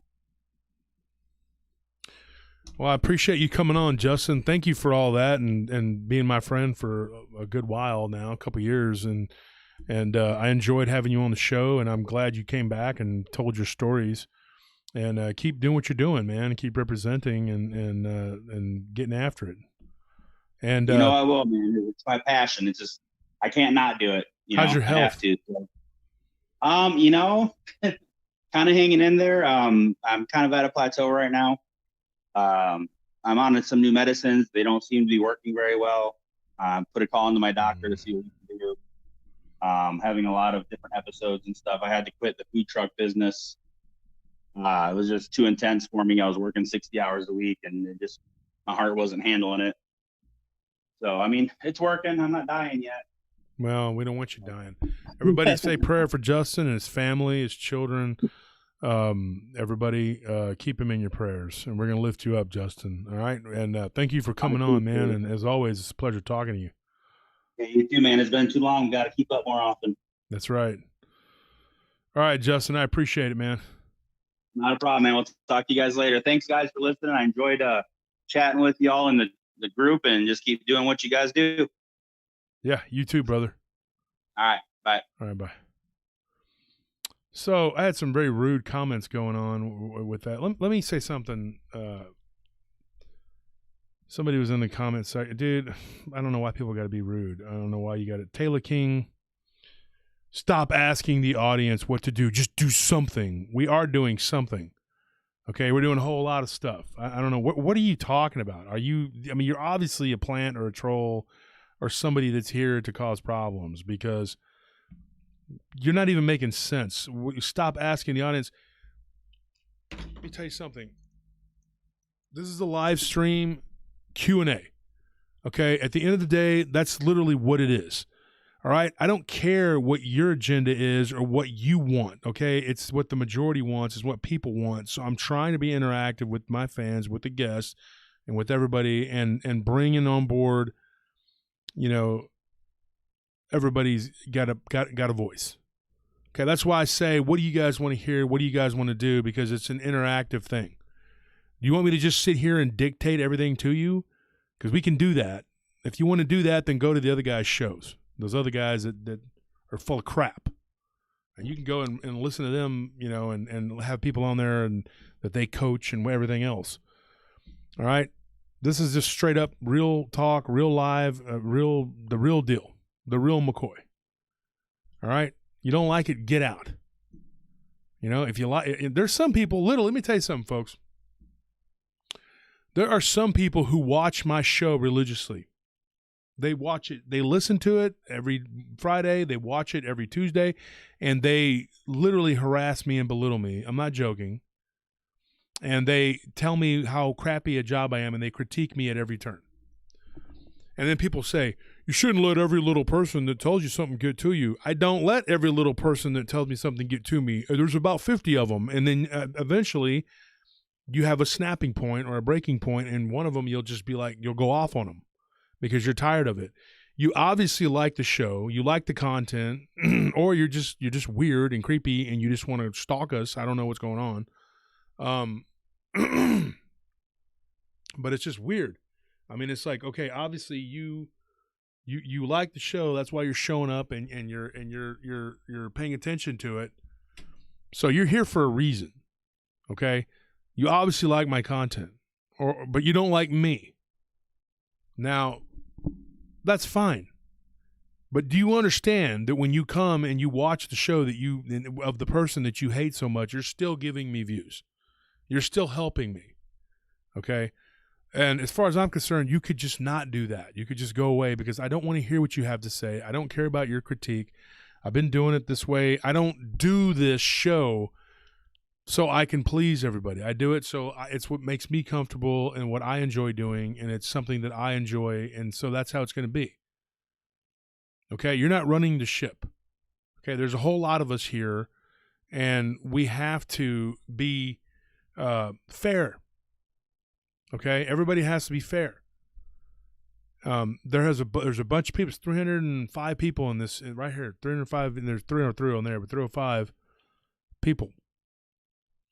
Okay, and so a bunch of people are going to watch this later on too. So I'd like to get the audience's opinion. And I'm sorry that I'm not just making decisions and running people smooth over when they have something to say on the chat.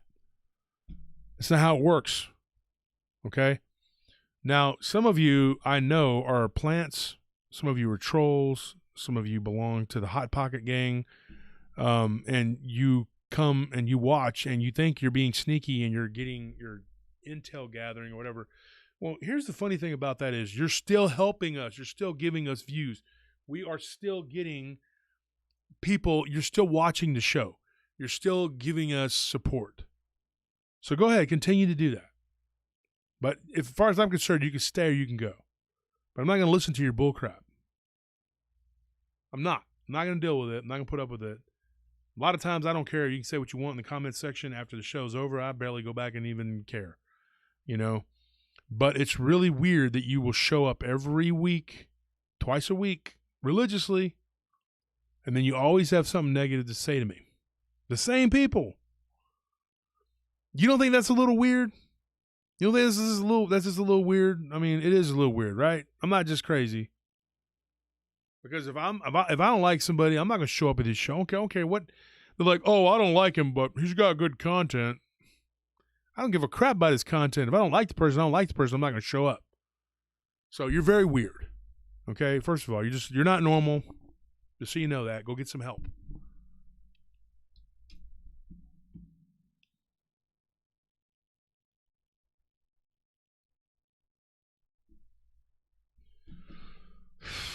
Nothing's normal, is it?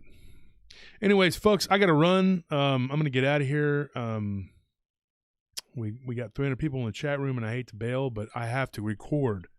I have to get on a show for you guys, and it's going to be easy because it's. I know these stories are pretty good, and I'm excited to tell them, and it'll come out on Friday. So I got to get on that, folks, and I appreciate you guys being here.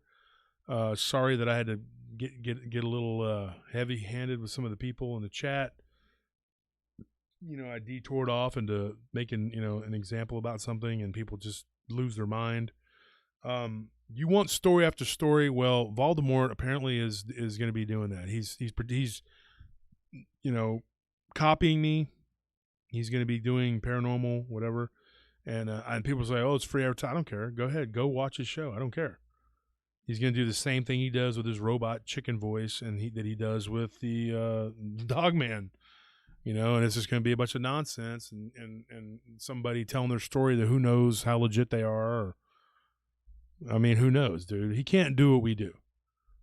Eventually people will come around and they'll be like, wow, this is what tastes good and this tastes like crap.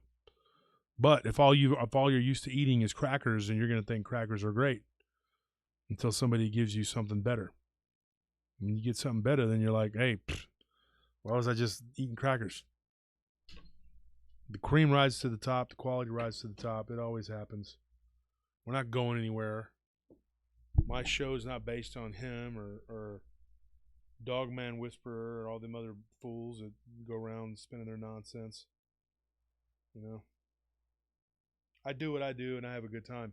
The difference between me and those guys is that I don't need this to make a living.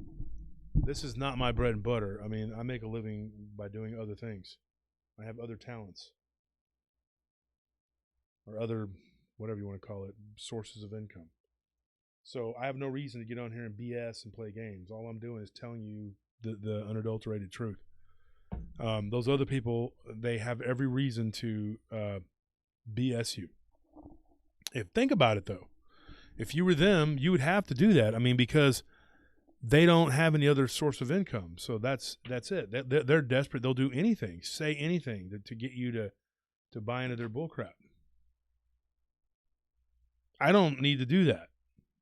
I have my own, whatever. I'm not one of those people. Anyways, folks, I love you, PRT family for life. I love you guys, the great people that come on, and there's one or two little jerks, say a few things, whatever.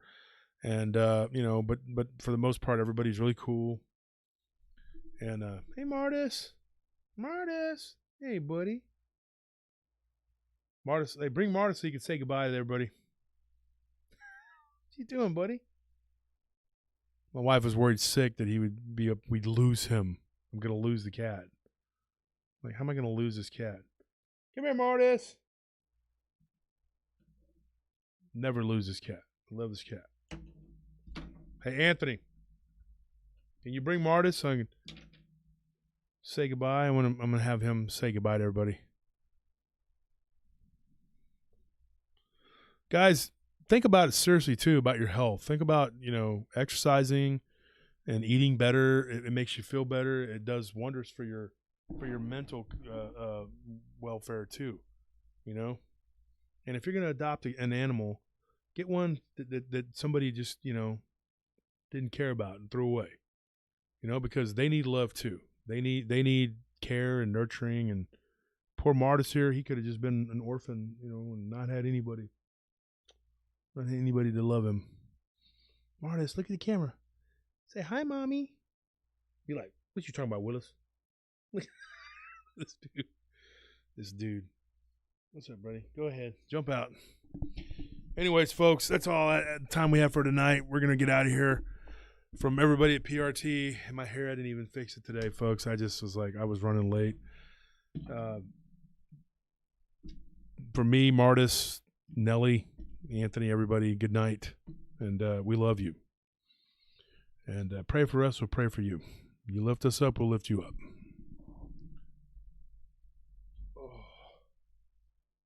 Oh man, I'm so freaking stiff.